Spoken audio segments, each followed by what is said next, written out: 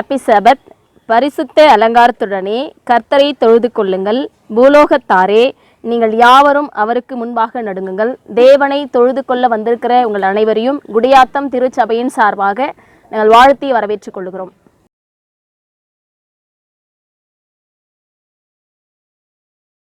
வேத வாசிப்பு வெளிப்படுத்தின விசேஷம் 14ஆம் அதிகாரம் வசனம் 1-13 வரை. பின்பு நான் பார்த்தபோது, இதோ சீயோன் மலையின் மேல் ஆட்டுக்குட்டியானவரையும் அவரோடே கூட அவருடைய பிதாவின் நாமம் தங்கள் நெற்றிகளில் எழுதப்பட்டிருந்த 144,000 பேரையும் நிற்க கண்டேன். அல்லாமலும் பெருவெள்ள இரைச்சல் போலவும் பலத்த இடிமுழக்கம் போலவும் ஒரு சத்தம் வானத்திலிருந்து உண்டாக கேட்டேன். நான் கேட்ட சத்தம் சுரமண்டலக்காரர் தங்கள் சுரமண்டலங்களை வாசிக்கிற ஓசையை போல் இருந்தது. அவர்கள் சிங்காசனத்திற்கு முன்பாகவும் 4 ஜீவன்களுக்கு முன்பாகவும் மூப்பர்களுக்கு முன்பாகவும் புது பாட்டை பாடினார்கள். அந்த பாட்டு பூமியிலிருந்து மீட்டு கொள்ளப்பட்ட 144,000 பேரே அல்லாமல் வேறொருவரும் கற்றுக்கொள்ள கூடாதிருந்தது. ஸ்திரீகளால் தங்களை கரைப்படுத்தாதவர்கள் இவர்களே, கற்புள்ளவர்கள் இவர்களே, ஆட்டுக்குட்டியானவர் எங்கே போனாலும் அவரை பின்பற்றுகிறவர்கள் இவர்களே. இவர்கள் மனுஷரில் இருந்து தேவனுக்கும் ஆட்டுக்குட்டியானவருக்கும் முதற் பலனாக மீட்டு கொள்ளப்பட்டவர்கள். இவர்களுடைய வாயிலே கபடம் காணப்படவில்லை. இவர்கள் தேவனுடைய சிங்காசனத்திற்கு முன்பாக மாசில்லாதவர்களாய் இருக்கிறார்கள். பின்பு வேறொரு தூதன் வானத்தின் மத்தியிலே பறக்க கண்டேன்.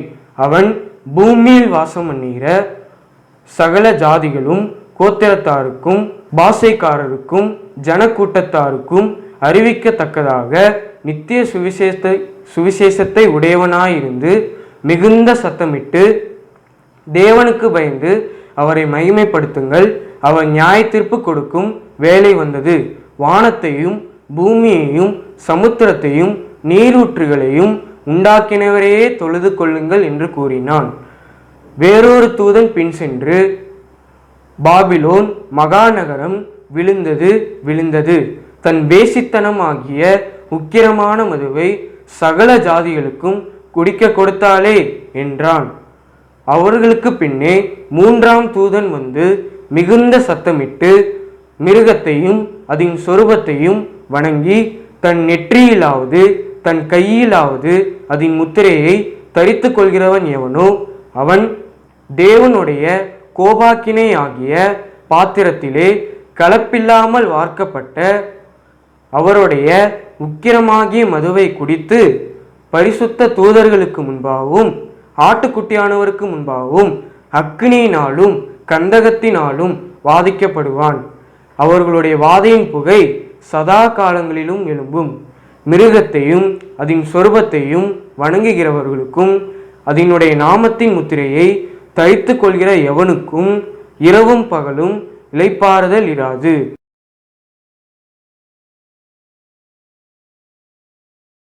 ஜெபிப்போம். நல்ல பிதாவே, ஆசீர்வதிக்கப்பட்டதான் அருமையான அந்த ஓய்வு நாளுக்காய் நன்றி செலுத்துகிறோம் தகப்பனே. வாதை உன் கூடாரத்தை அணுகாது, பொல்லாப்பு உனக்கு நேரிடாதுன்னு சொன்ன எங்கள் தெய்வமே, உலகெங்கோ ஆண்டவரே அப்பா மிக கொடிய வைரஸான கொரோனா வைரஸ் ஆண்டவரை பரவி கொண்டிருக்கிற தகப்பனே, இது எல்லாம் உடைய கட்டுப்பாட்டுக்குள்ள இருந்து கர்த்தாவே இது எல்லாவற்றையும் நீக்கி போடும்படி நாங்கள் செபிக்கிறோம். கர்த்தாவே ஆண்டவரே அப்பா லாக்டவுன் சீக்கிரம் முடிய கர்த்தர் கிருபை தந்து ஆசீர்வதிங்க. நாங்களும் தொடர்ந்து சீக்கிரமாய் சபைக்கு வந்து தேவனை ஆராதிக்க கர்த்தர் கிருபை தாங்க.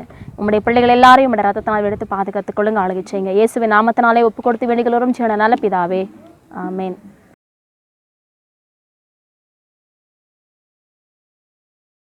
இன்று நான் இயற்கை செய்தியாக எடுத்துக்கிட்டது புறாவில் பல வகை உண்டு. காட்டுப்புறா, மாடப்புறா, மணிப்புறா, அதிவேக தூரம் பறக்கும் புறா என பல வகை உண்டு. உலகத்திலேயே மொத்தம் 70 வகையான புறா வகைகள் இருக்கிறது என்று சொல்லப்பட்டு வருகிறது. புறா சாந்த குணம் உள்ளது. இது வெண்மையானதும் கூட. எல்லாரும் விரும்பக்கூடிய ஒரு பறவை இது. மற்ற பறவைகளை போல புழு, பூச்சி இதெல்லாத்தையும் சாப்பிடாம இது தானிய வகைகளை மட்டும் சாப்பிட்டு வளருது என்று சொல்லியிருக்காங்க. பைபிள்ல புறாவை பரிசுத்த ஆவியானவருக்கு ஒப்பிடப்பட்டு வருகிறது.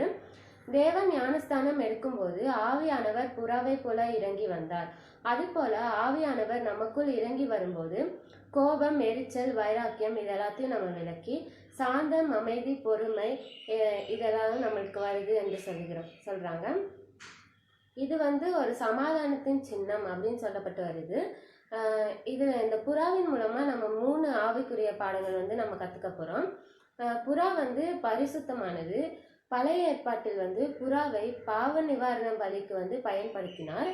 புதிய ஏற்பாட்டு காலத்துல புறாவை சோஸ்திர பலிக்கு பயன்படுத்தினார். லூக்கா 2:24 இயேசு பிறந்த 8ஆம் நாளில் 2 புறா குஞ்சுகள் பலி செலுத்த கொண்டு வந்தார்கள் அப்படின்னு சொல்லியிருக்காங்க. ஃபர்ஸ்ட் நம்ம என்ன கத்துக்கிறோம்னா புறா பரிசுத்தமானது அப்படின்னு நம்ம கத்துக்கிறோம். செகண்ட் கபடமற்ற புறா. மத்தேயு 10:16 புறாவை போல் கபடமற்றவர்களாய் இருங்கள் என்றார். மற்ற பறவைகள் போல் புறாவுக்கு கசப்பு கலந்த அந்த பித்த நீர் பை இல்லை. பித்தம் என்பது கசப்பு, வைராக்கியம், மன்னிக்கத்தக்காத சுபாவம் இதெல்லாம் குறிப்பிடுது. இவை நமக்குள் இல்லாம புறாவை போல கபடமற்றவர்களா இருக்கணும். இந்த புறாவை போல நம்ம கபடமற்றவர்களாய் வாழ வேண்டும். செகண்டா நம்ம கபடமற்றவர்களாய் இருக்கணும் அப்படின்னு நம்ம கத்துக்கிறோம். தேர்ட் சாந்த குணம் உள்ளது புறா. ஆவியானவர் புறாவை போல் இறங்கி வந்ததால் அவரில் சாந்த குணம் அவரை சிறுவரையும் அறையும் போது கூட அவர்களை மன்னியும் என்றார். ஆவியானவர் நமக்குள் இறங்கி வரும்போது சாந்தம், தயவு, நல்ல குணங்கள் வெளிப்படும்.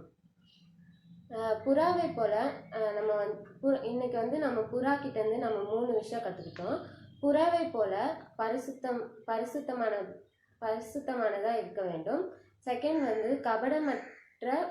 கபடமற்றவர்களாய் வாழ வேண்டும். தேர்டு சாந்த குணம் உள்ளவர்களாய் இருக்க வேண்டும். புறாவை போல் சாந்தமாய், சுத்தமாய், கபடமற்றவர்களாய், பரிசுத்தமாய் வாழ்வோம். தேவன் நம்மை பரலோகத்திற்கு அழைத்து செல்வார். ஆமென்.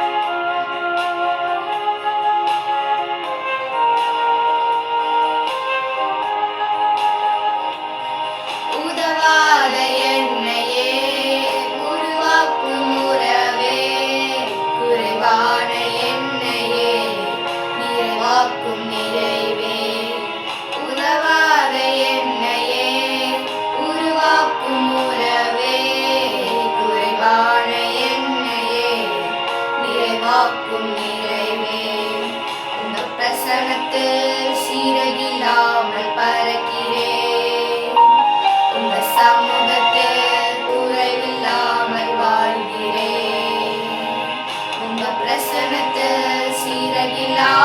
பறக்கிறேன். உங்க சமூகத்தில் குறைவில்லாமல் வாழ்கிறேன்.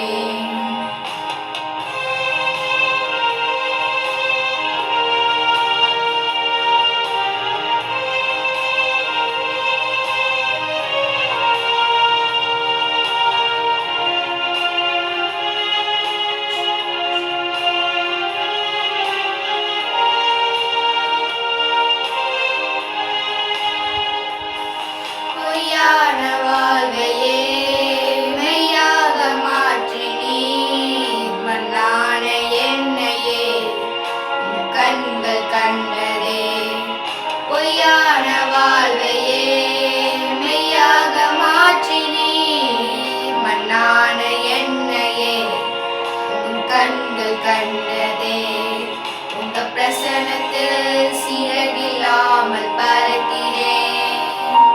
உங்க சமூகத்தில் குறைவில்லாமல் வாழ்கிறேன். உங்க பிரசனத்தில் சிறகில்லாமல் பறக்கிறேன்.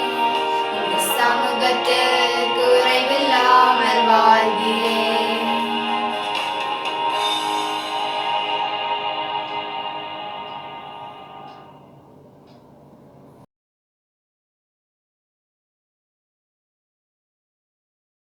நம்மளுக்கு அயல்நாட்டு செய்தி எங்கேருந்து நம்மளுக்கு கிடைக்குதுன்னு பார்த்தீங்கன்னா ஃபின்லாந்து நாட்டில் இருந்து டிமோஃப்ளின்றவரை பற்றி தான் நம்ம இப்போ பார்க்க போகிறோம். என்னன்னு பார்த்தீங்கன்னா இதனுடைய தலைப்பு பிசாசுகளும் மரணமும் அப்படின்ற தலைப்பில் நம்ம பார்க்க போகிறோம். இதில் வந்து இந்த நாடு வந்து ஹேரே அப்படின்ற ஊர் வந்து அந்த நாட்டுள்ள உள்ள ஒரு ஊரில் இந்த நாடு இருக்குது. இது எவ்வளோ ஒரு 600 கிலோமீட்டர் டிஸ்டன்ஸில் தான் இந்த நகரம் வந்து அமைந்துள்ளது அப்படின்னு சொல்லிட்டு நம்ம பார்க்குறோம். இங்கே வந்து என்னன்னு பார்த்தீங்கன்னா லீனா என்பவருடைய வீட்டில் தான் வச்சு ஒரு ஜப கூட்டம் மாதிரி அவங்க நடத்துகிறாங்க. ப்ரேயர் மீட்டிங் நடக்குது. திடீர்னு எல்லாம் பேசிகிட்டு இருக்கும்போது என்ன பண்ணுறாங்க, அந்த டிமோஃப்ளிங்ன்றவர் அது எல்லாத்தையும் பேசிகிட்டு இருக்கும்போது அந்த டிமோஃப்ளிங் சொல்கிறாரு, நம்ம வந்து எல்லாரும் ஒன்றா சேர்ந்து ஜெபிக்க ஆரம்பிக்க போகிறோம் அப்படின்னு சொல்லிட்டு அவர் சொல்லும் போதோ உடனே அனலியான்றவர் வந்து சொல்கிறாரு, நம்ம வந்து எனக்கு என்னமோ மனசு ஒரு மாதிரியாக இருக்குது, எனக்கு வந்து இப்போ உடனே நம்ம எல்லாம் ஜெபம் பண்ணலாம் அப்படின்னு சொன்ன உடனே அது வந்து 3 மாடி கட்டிடம். அங்கே இருக்கிற எல்லாருமே என்ன பண்ணிட்டாங்கன்னா முழங்கால் படிட்டு ஜெபிக்க ஆரம்பிச்சிட்டாங்க. அவங்க நல்லா ஜெபிச்சுட்டு இருக்கும் போதே என்ன செஞ்சிச்சுன்னா ஒரு திடீர்னு ஒரு கருப்பு உருவம் என்ன பண்ணுச்சு, அனலியாவை வந்து அந்த கருப்பு உருவம் தாக்கிறதுக்கு ரொம்ப முயற்சி பண்ணிட்டு இருந்துச்சு. அப்படி முயற்சி பண்ணிட்டு இருக்கும்போது என்ன பண்ணுச்சுன்னா, ஆனாலும் அவங்க என்ன பண்ணல, அனலியா பயந்தாலும் கூட இருக்கிறவங்கெல்லாம் என்ன செஞ்சாங்கன்னா இன்னும் ஊக்கமாக ஜெபிக்க ஆரம்பித்தாங்க.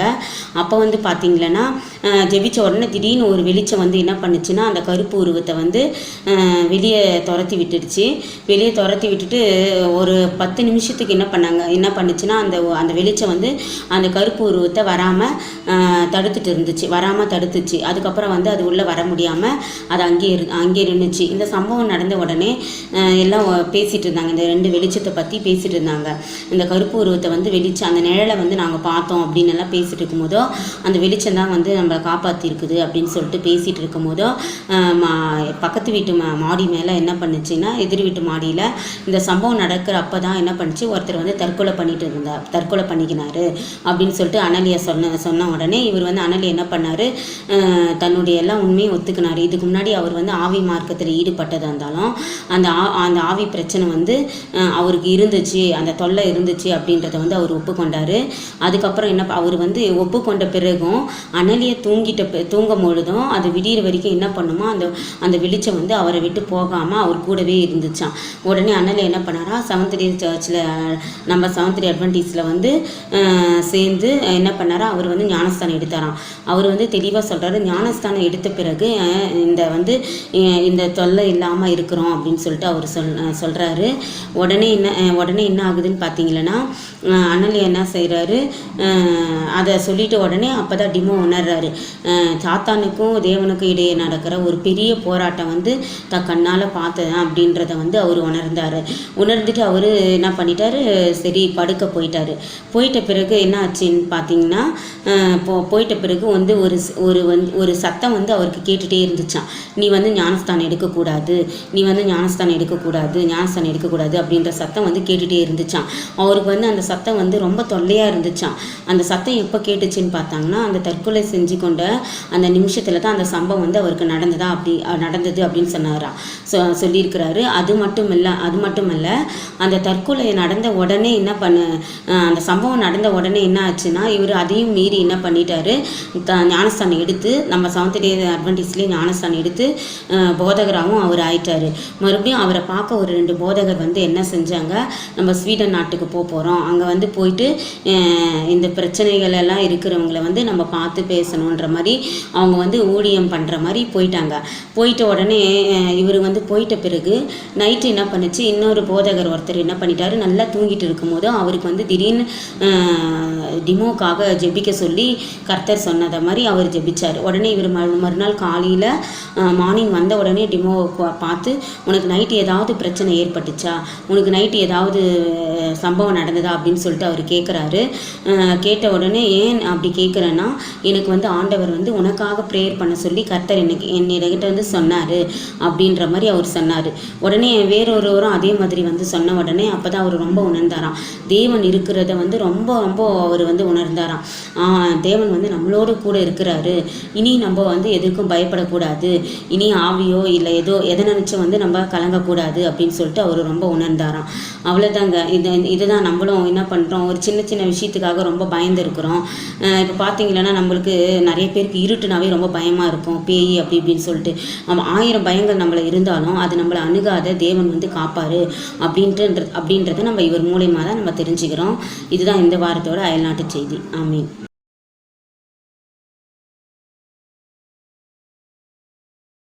ஹாப்பி சாபத். சபைகளுக்கு ஆலோசனை. தவறினவர்களை நடத்தும் முறை. எல்லோருக்கும் இரட்சிப்பு கிடைக்கும்படி இயேசு வந்தார். இழந்து போன உலகம் இரட்சிப்பை அடைவதற்கான கிரயத்தை அவர் கல்வாரி சிலுவையில் செலுத்தினார்.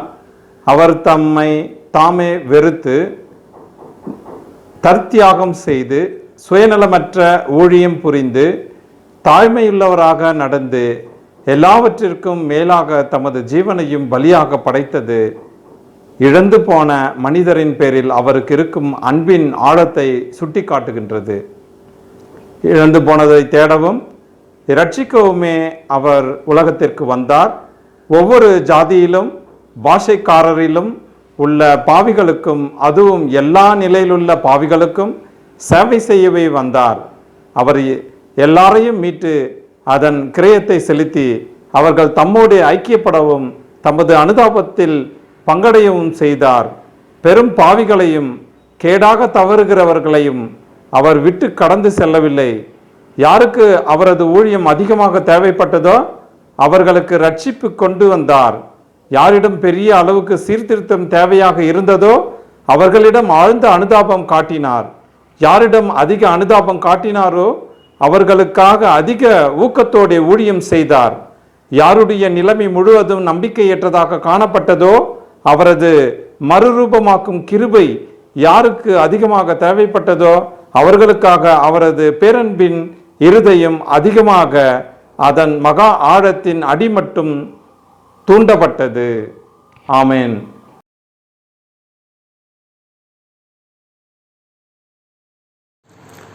கர்த்தருக்குள் பிரியமான சகோதர சகோதரிகளே, இந்த தொலைபேசியின் வாயிலாக உங்களை சந்திப்பதில் மிக்க மகிழ்ச்சி அடைகிறேன். உலகமெங்கும் இந்த கொரோனா வைரஸ்னாலே பாதிக்கப்பட்ட நிலையிலும் கூட இந்த ஒரு சூழ்நிலையை ஏற்படுத்தி கொடுத்த நம்முடைய கிறிஸ்து இயேசுக்கு நன்றியும் நல்வாழ்த்துக்களையும் சோஸ்திரங்களையும் ஏறெடுத்துக் கொள்கிறேன். இன்று நான் செய்யப்போகிற ஒரு காரியம் வேதாகம பாடம். இந்த வேதாகம பாடத்தை உங்களிடம் நான் பகிர்ந்து கொள்வதில் மிக மகிழ்ச்சி அடைகிறேன். இந்த ஒரு குறிப்பிட்ட நேரத்தை எனக்கு ஏற்படுத்தி கொடுத்த முதலாவது என் தேவனுக்கும் சபை அங்கத்தினர் ஒவ்வொருவருக்கும் நான் நன்றியை தெரிவித்துக் கொள்கிறேன். பாடத்துக்குள்ளாக போகும் ஒரு சிறு ஜபத்துடன் நாம் கடந்து செல்வோம். நேசிக்குதான் அன்பின் ஆண்டவரே, அப்போ அந்த ஒரு நாளுக்காக நன்றி செலுத்துகிறோம்.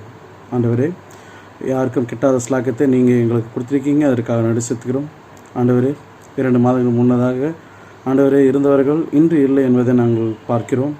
ஆனாலும் கூட பாவியாக எங்களுக்கு நீர்தாமல் ஒரு தருணத்தை ஏற்படுத்தி கொடுத்து உமது வேத வசனத்தின் மூலமாகவும் ஆண்டவரே பாடல்கள் மூலமாகவும் நீர் எங்களோடு பேசுகிற வார்த்தைக்காக நன்றி செலுத்துகிறோம். இந்த நேரத்தில் ஆண்டவரே, நாங்கள் இந்த வேதாகம் பாடத்தை படிக்கும்போது ஆவியான துணை கொண்டு எங்களை செயல்பட வைக்க வேண்டுமாய் அன்பானவரே இயேசு கிறிஸ்துவின் பரம்பிதாவே, ஆமீன்.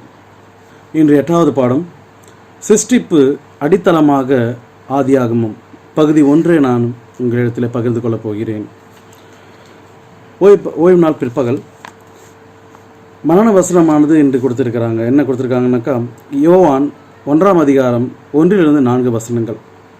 ஆதியிலே வார்த்தை இருந்தது, அந்த வார்த்தை தேவனிடத்தில் இருந்தது, அந்த வார்த்தை தேவனாய் இருந்தது, அவர் ஆதியிலே தேவனோடு இருந்தார், சகலமும் அவர் மூலமாய் உண்டாயிற்று, உண்டானதென்றும் அவரே அல்லாமல் உண்டாகவில்லை, அவருக்குள் ஜீவன் இருந்தது, அந்த ஜீவன் மனுஷருக்கு ஒளியாயிருந்தது.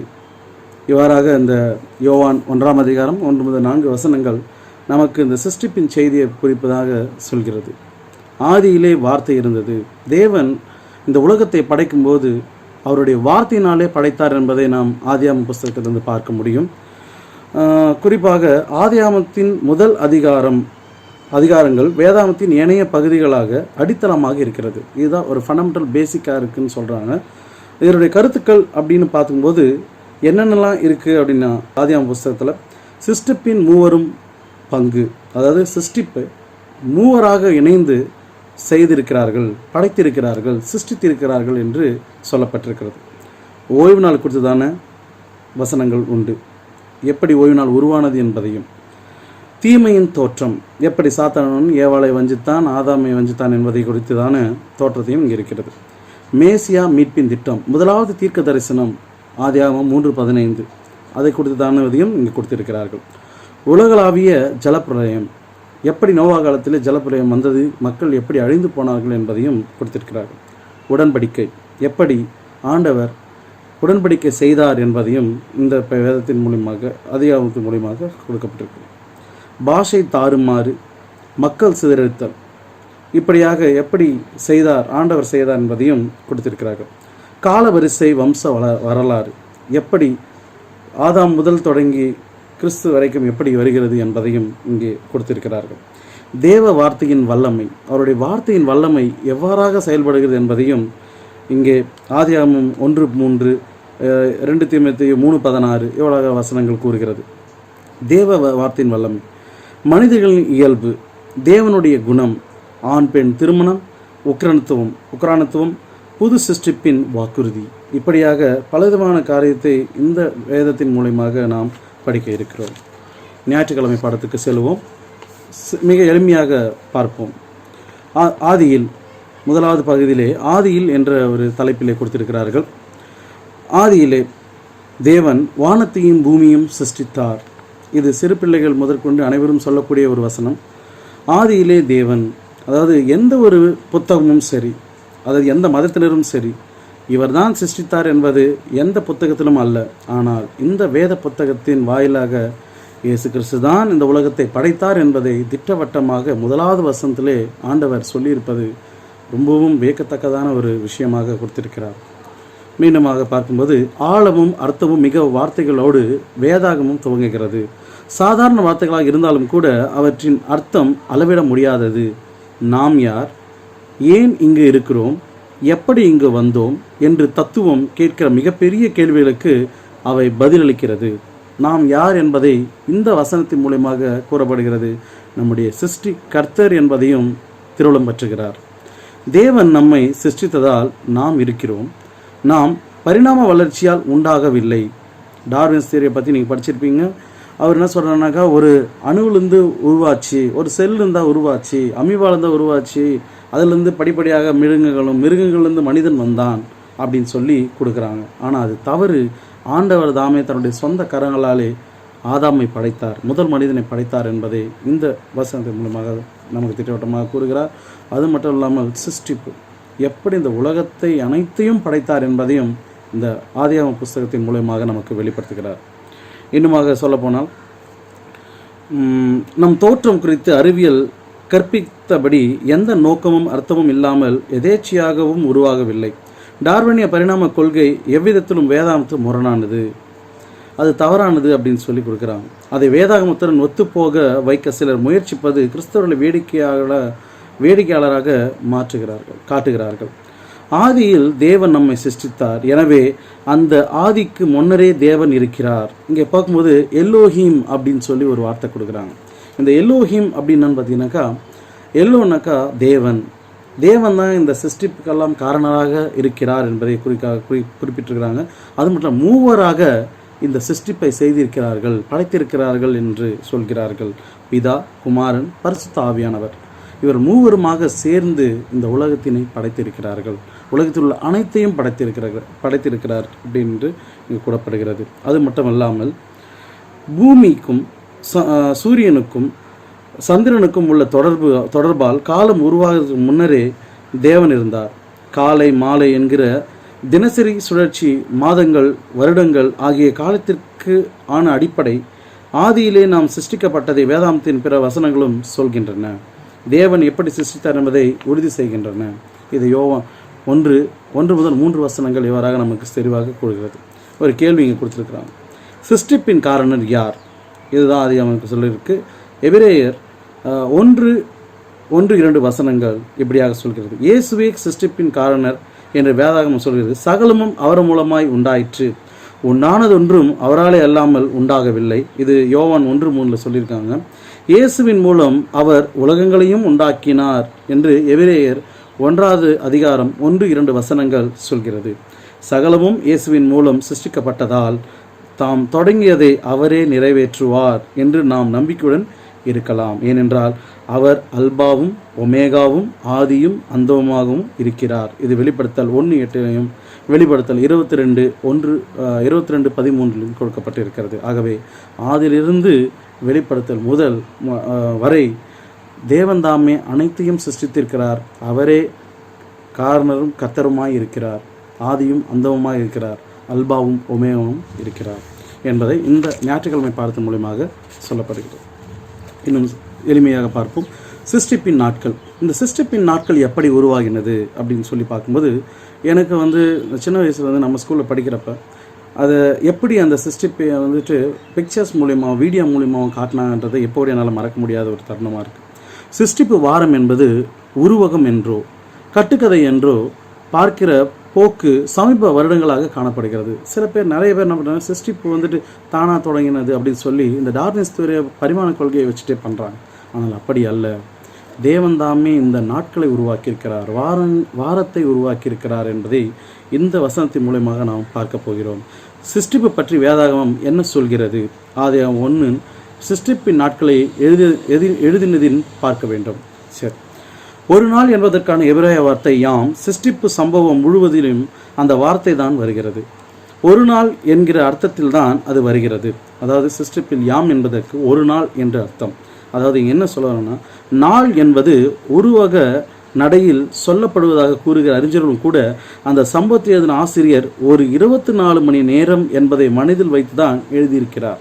அப்படி என்றால் 24 மணி நேரம் என்பது காலையும் மாலையும் சேர்ந்த ஒரு நேரத்தை தான் இந்த இடத்துல ஒரு நாள் என்று குறிப்பிட்டிருக்கிறார்கள். நேரத்தின் இந்த முதல் கூற்றுக்கு தேவன் தாமே பெயரிட்டார். ஆதியாகமம் 1:5 யாம் அல்லது நாள் என்பதை சாயங்காலமும் விடியற்காலமும் ஆகி என்கிற சொற்றொடர் வருகிறது. ஸோ சாயங்காலமும் விடியற்காலமும் அப்படி என்று சொல்லும்போது அது ஒருமையில் சொல்லப்பட்டதை ஒழிய பன்மையில் சொல்லப்பட்டது அல்ல. எனவே ஒரு நாளை சுட்டி காட்டுகிறது. ஆகவே முதலாவது நாள் ஆண்டவர் என்ன படைத்தார் என்பதையும் 6 நாட்களில் எப்படி உலகத்தை படைத்து முடித்தார் என்பதையும் 7வது நாளை எப்படி ஆசீர்வதித்தார் என்பதையும் ஓய்ந்திருந்தார் என்பதையும், ஆகவே வாரத்தை சிருஷ்டிப்பவர் நம்முடைய கர்த்தர் என்பதை இந்த வசனத்தின் மூலமாக சொல்லப்படுகிறது. சிருஷ்டிப்பின் 7 நாட்களை ஒரு முழுமையான நேர தொகுப்பாக புரிந்து கொள்ள வேண்டும். அது ஏகாட் 1 என்கிற இயல் எண்ணில் ஆரம்பித்து 2வதாக 3வதாக என்ற வரிசை எண்களாக தொடர்கிறது. இவர் தொடர்ச்சியாக 7வது நாள் வரை வருகிறது. இந்த நாட்களுக்கிடையே இடைவெளி இருந்ததாக எந்த குறிப்பும் இல்லை. இன்று நாம் நாட்களை வரிசையாக கணக்கிடுவது போலவே சிருஷ்டிப்பின் 7 நாட்களும் உள்ளன. அது எந்த புத்தகத்தினாலும் மாற்ற முடியாத ஒன்று இந்த புத்தகத்தில் உள்ளது, நம்முடைய வேதாகமத்தில் உள்ளது.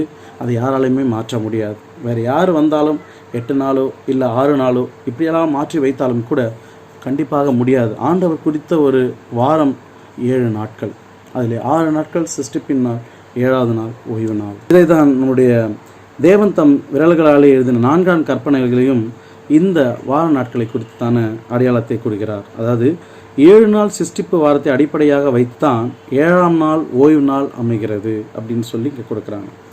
அதே போல் கீழே நிறைய கேள்விகள் கொடுத்துருக்காங்க, நீங்கள் வீட்டில் இருந்தபடி அதை தியானிங்க. செவ்வாய்க்கிழமை பாடத்துக்கு போகலாம். இதில் பார்க்கும்போது ஓய்வு நாளும் சிருஷ்டிப்பும், இந்த ஓய்வு நாளும் சிருஷ்டிப்பும் அப்படின்ற ஒரு பகுதியில் என்ன பார்க்குறோம் அப்படின்னு சொல்லி பார்க்கும்போது, சமய சார்பற்றவர்கள் சமய சார்புள்ளவர்கள் ஆகிய இரு சாரார் மட்டுமே இன்று ஓய்வு நாளை அதிகமாக தாக்குகிறார்கள். அதாவது ஓய்வு நாள் என்பது இல்லை, அப்படி இருந்தாலும் கூட அது ஞாயிற்றுக்கிழமை அப்படி என்று சொல்கிறார்கள். உலகளாவிய நிறுவனங்களில் பணி அட்டவணைகள் அதற்கு சான்று. அனைவரும் 7ஆம் நாள் அப்படின்னு சொல்லி என்ன பண்ணணும்னா ஞாயிற்றுக்கிழமை அங்கீகாரம் கொடுத்து அதை ஓய்வு நாளாக அறிவிக்கிறார்கள், அதை விடுமுறை நாளாக அறிவிக்கிறார்கள். இதை யூரோப்பியன் கண்ட்ரீஸ்லேயும் நிறைய நாடுகளில் இதை சொல்லியிருக்காங்க. சமீபத்தில் போப்பு உலக வெப்பமயம் ஆகுதல், அதை குளோபல் வார்மிங் அப்படின்னு சொல்லுவாங்க, குறித்து ஒரு சுற்றறிக்கை வெளியிட்டார். அதில் 7ஆம் நாள் ஓய்வு நாளை யூதர்கள் ஓய்வு நாள் என்று குறிப்பிட்டார். உலக வெப்பமயம் ஆகுதலை தணிக்க வாரத்தில் ஒரு நாள் ஓய்வு எடுக்குமாறு உலகத்தாரை அறிவுறுத்தினார். இதுவும் அதற்கு ஒரு சான்று. அதாவது போப்பு தான் இப்படிலாம் மாற்றுறாரு. சண்டேலாம் ஒன்று கொண்டு வர போகிறாங்க. அப்போது உலகம் அனைத்திலும் ஞாயிற்றுக்கிழமை தான் ஓய்வு நாள் அப்படின்னு சொல்லி அனைவருக்கும் விடுமுறை அளிக்கத்தக்கதாக இருக்கிறாரு. ஆனால் ஆண்டவர் படைத்த அந்த 7ஆம் நாள் சனிக்கிழமையை யாருமே என்ன பண்ண மாட்டாங்க, அதை தொழுது கொள்ளாத ஒரு நாள் வரும் என்பதை போப் அவர்கள் இங்கே நினைவு கூறுகிறார், சொல்ல இருக்கிறார், செய்ய இருக்கிறார் என்பதை நாம் பார்க்கலாம். சரி, கேள்விக்கு போகலாம். சிருஷ்டிப்பு வாரமும் 4ஆம் கற்பனையும் எவ்வாறு நெருங்கிய தொடர்புடையது? சிருஷ்டிப்பு வாரமும் முத்துவதும் எவ்வாறு தொடர்புடையது? இப்படி 2 கேள்விகள் வைக்கிறாங்க. முதலாவது கேள்வி என்ன சொன்னால், தேவன் தம்முடைய கிரியையெல்லாம் முடித்த பின்பு 7ஆம் நாளிலே ஓய்ந்திருந்தார். ஆதியாகமம் 2:2. தேவன் 7ஆம் நாளிலே தேவன் தம்முடைய கிரியையெல்லாம் முடித்த பின்பு 7ஆம் நாளிலே ஓய்ந்திருந்தார். ஆதியாகமம் 2:2. தேவன் 7ஆம் நாளிலே ஓய்ந்திருந்து மனிதன் ஓய்ந்திருப்பதற்கான நாளாக அதை பரிசுத்தம் படுத்தினார் அல்லது பிரித்தெடுத்தார். அதனால்தான் இயேசு மனுஷன் ஓய்வு நாளுக்காக உண்டாக்கப்படவில்லை, ஓய்வு நாள் மனுஷனுக்காக உண்டாக்கப்பட்டது என்று மார்க் 2:27 சொல்லப்படுகிறது. அதாவது இங்கே என்ன சொல்கிறாங்கனாக்கா, ஓய்வு நாள் மனுஷனுக்காக படைக்கப்பட்டது அப்படின்னு சொல்கிறாங்க. சரிங்களா? ஏனெனில் தம் மக்களுக்கும் தேவனுக்கும் இடையே உள்ள உடன்படிக்கைக்கு முத்திரையாக ஓய்வு நாளை உண்டாக்கினார். அவர் ஒரு முத்திரையாக, ஒரு சீலாக வைத்தார் அப்படின்னு சொல்லி நம்ம பார்க்குறோம். அப்படி பார்க்கும்போது ஓய்வு நாள் எபிரேய மக்களுக்கானது மட்டுமல்ல, மனிதர்கள் அனைவருக்கும் உரியதாகும். அப்படி என்றால் 6 நாட்கள், ஞாயிற்றுக்கிழமை தொடங்கி வெள்ளிக்கிழமை வரைக்கும் 6 நாட்களும், 7வது நாள் சனிக்கிழமை அப்படி என்பதை இங்கே கொடுக்கிறாங்க. அதுதான் சிருஷ்டிப்பின் நாள், அது ஓய்ந்திருக்கும் நாள். மனிதர்களும், அதுதான் மனுஷனும் ஆண்டவரும் ஒருவருக்கொருவர் தொடர்பு கொள்ள வேண்டிய ஒரு நாள். அது மட்டும் இல்லாமல் மனிதர் சிருஷ்டிப்பின் தேவனை தொழுது கொள்ளுகிற ஒரு நாள், தொடர்பு கொள்ளும் ஒரு நாள் அப்படின்னு சொல்லி கொடுக்குறாங்க. இங்கே ஓய்வு நாளை உண்டாக்கிய பின் இயேசு செய்த 3 விஷயங்களை பற்றி கொடுத்துருக்காங்க. ஓய்வு நாளை உண்டாக்கின பின் இயேசு செய்த 3 விஷயங்கள். 1, ஓய்ந்திருந்தார். நம்மோடு ஓய்ந்திருக்க அவர் விரும்புவதை சுட்டி காட்டுகிறார். 7ஆம் நாளை ஆசீர்வதித்தார். சிருஷ்டிப்பு சம்பவத்திலும் அனைத்து உயிரினங்களையும் அவர் ஆசீர்வதித்து ஆதாமையும் ஏவாளையும் ஆசீர்வதித்தார். ஆனால் நாட்களில் 7ஆம் நாளை மட்டும் ஆசீர்வதித்தார். நாட்களில் 7ஆம் நாளை மட்டும் ஆசீர்வதித்தார். இது 2வது. தேவன் அதை பரிசுத்தப்படுத்தினார் அல்லது பரிசுத்தமாக்கினார். இது ஆதியாகமம் 2:3 நம்ம பார்க்கலாம். இந்த 3 தகுதிகளும் வேதாகமத்தில் வேறு எந்த நாளுக்கும் கொடுக்கப்படவில்லை. அதாவது சனிக்கிழமை மட்டும்தான் இந்த ஒரு நாளை கொடுக்கப்பட்டுள்ளது. ஆனால் இம்மூன்றும் தேவன் தம் சொந்த விரல்களால் எழுதின 4ஆம் கற்பனையில் காணப்படுகிறது. ஓய்வு நாளின் அஸ்திபாரம் சிருஷ்டிப்பு என்பதை காட்டுகின்றன. இது யாத்திராகமம் 20:11 சொல்லப்பட்டிருக்கு. தூதை பற்றி நம்ம சொல்லும்போது பார்த்தீங்கன்னாக்கா, 1ஆம் தூது, அதாவது வெளிப்படுத்தல் 14:7 இவ்வாறாக சொல்கிறது. மிகுந்த சத்தமிட்டு தேவனுக்கு பயந்து அவரை மகிமைப்படுத்துங்கள், அவர் நியாய தீர்ப்பு கொடுக்கும் வேலை வந்தது, வானத்தையும் பூமியையும் சமுதிரத்தையும் நீரூற்றுகளையும் உண்டாக்கினவரையே தொழுது கொள்ளுங்கள். அப்படி என்றால் வானத்தையும் பூமியையும் சமுதிரத்தையும் படைத்தவரையே தொழுது கொள்ளுங்கள் என்றால், அந்த ஒரு நாளை 7ஆம் நாளை அவர் ஆசீர்வதித்து அந்த நாளை ஓய்ந்திருந்து அதை பரிசுத்தப்படுத்தினார் என்பதை வெளிப்படுத்தல் புத்தகத்திலையும் சொல்லியிருக்கிறதை நாம் பார்க்கலாம். சரி, அடுத்ததாக புதன்கிழமை பாடத்துக்கு செல்வோம். சிருஷ்டிப்பும் திருமணமும். சரி, இங்கே பார்க்கும்போது திருமணம், இந்த காலகட்டத்தில் திருமணம் என்பது ஒரு வேடிக்கையாகவும் இருக்கிறது. அது மட்டுமல்லாமல் ஒரு ஆண் பெண் திருமணத்தை தாண்டி ஆணும் திருமணம் செய்து கொள்கிறார்கள், பெண்ணுமாக திருமணம் செய்து கொள்கிறார்கள். ஆணும் அப்படின்னு சொல்லும்போது அது ஹோமோசெக்சுவல் அப்படின்னு சொல்கிறாங்க. பெண்ணும் திருமணம் கொள்ளும்போது லெஸ்பியன் அப்படின்னு சொல்லுகிறாங்க. ஆனால் இது தவறு என்று வேதாகமம் சொல்கிறது. சோதம் குமாரா பட்டணம் அழிய முக்கியமான காரணம் இதுவும் என்பதை நாம் நினைவு கொள்ள வேண்டும். அதாவது ஒருவருக்கு ஒருத்தி என்பதை நம்முடைய கலாச்சாரம் இங்கே சொல்கிறது. ஆனாலும் கூட தேவன் அன்றே தீர்மானித்திருக்கிறார். என்ன சொல்லியிருக்கிறார் என்றால், திருமணத்திற்கு குறித்த தேவனுடைய நோக்கம் பற்றி பின்வரும் வசனங்கள் சொல்கிறது. 6ஆம் நாளில் சிருஷ்டிப்பின் மகுடமாக தேவன் மனிதர்களை சிருஷ்டித்தார். சிருஷ்டிப்பின் மகுடம் ஆண்டவர் மனுஷனை உண்டாக்கினது. ஆதியாகமம் 1:27 தேவன் பன்மையில் பேசுகிறார். நமது சாயலாகவும் நமது ரூபத்தின்படியையும் மனுஷனை உண்டாக்குவோமாக. ஒருவருக்கொரு அன்பு கூறுவது திருத்துவத்தின் நபர்கள் திருமணம் என்னும் மனித உறவின் தெய்வீக நியமத்தை பூமியில் நிறுவுகிறார்கள். அதாவது தேவ சாயலாகவே சிருஷ்டித்தார், ஆணும் பெண்ணுமாக அவர்களை சிருஷ்டித்தார். ஆதியாகமம் 1:27 இவ்வாறாக சொல்கிறது. இவள் என் எலும்பிலும் எலும்பும் என் மாம்சத்திலும் மாம்சமாய் இருக்கிறாள் என்று ஆதாம் சொல்கிறான். இது ஆதியாகமம் 2:23 சொல்லப்படுகிறது. அவளை மனுஷி என்று அழைக்கிறான். திருமணமானதும் புருஷன் தன் தகப்பனையும் தன் தாயையும் விட்டு தன் மனைவியோடு இசைந்திருப்பான் அப்படி என்றும் இங்கே சொல்லப்படுகிறது. அவர்கள் ஒரே மாம்சமாக இருப்பார்கள் என்றும் ஆதியாகமம் 2:24 சொல்றது. அதாவது சத்தியமானது நித்திய காலமாக நிலைத்து நிற்கும், சத்தியமானது என்றென்றைக்கும் நிலைத்திருக்கும். அதற்கு ஒரு அஸ்திபாரம் தான் இந்த ஓய்வுனாலும் சரி திருமணமானாலும் சரி ஆண்டவர் குறித்து வைத்தது என்றும் மாறாத ஒன்றாக இருக்கிறது. இந்த உறவு ஒரு ஆணுக்கும் பெண்ணுக்கும் இடையே ஏற்பட வேண்டும்.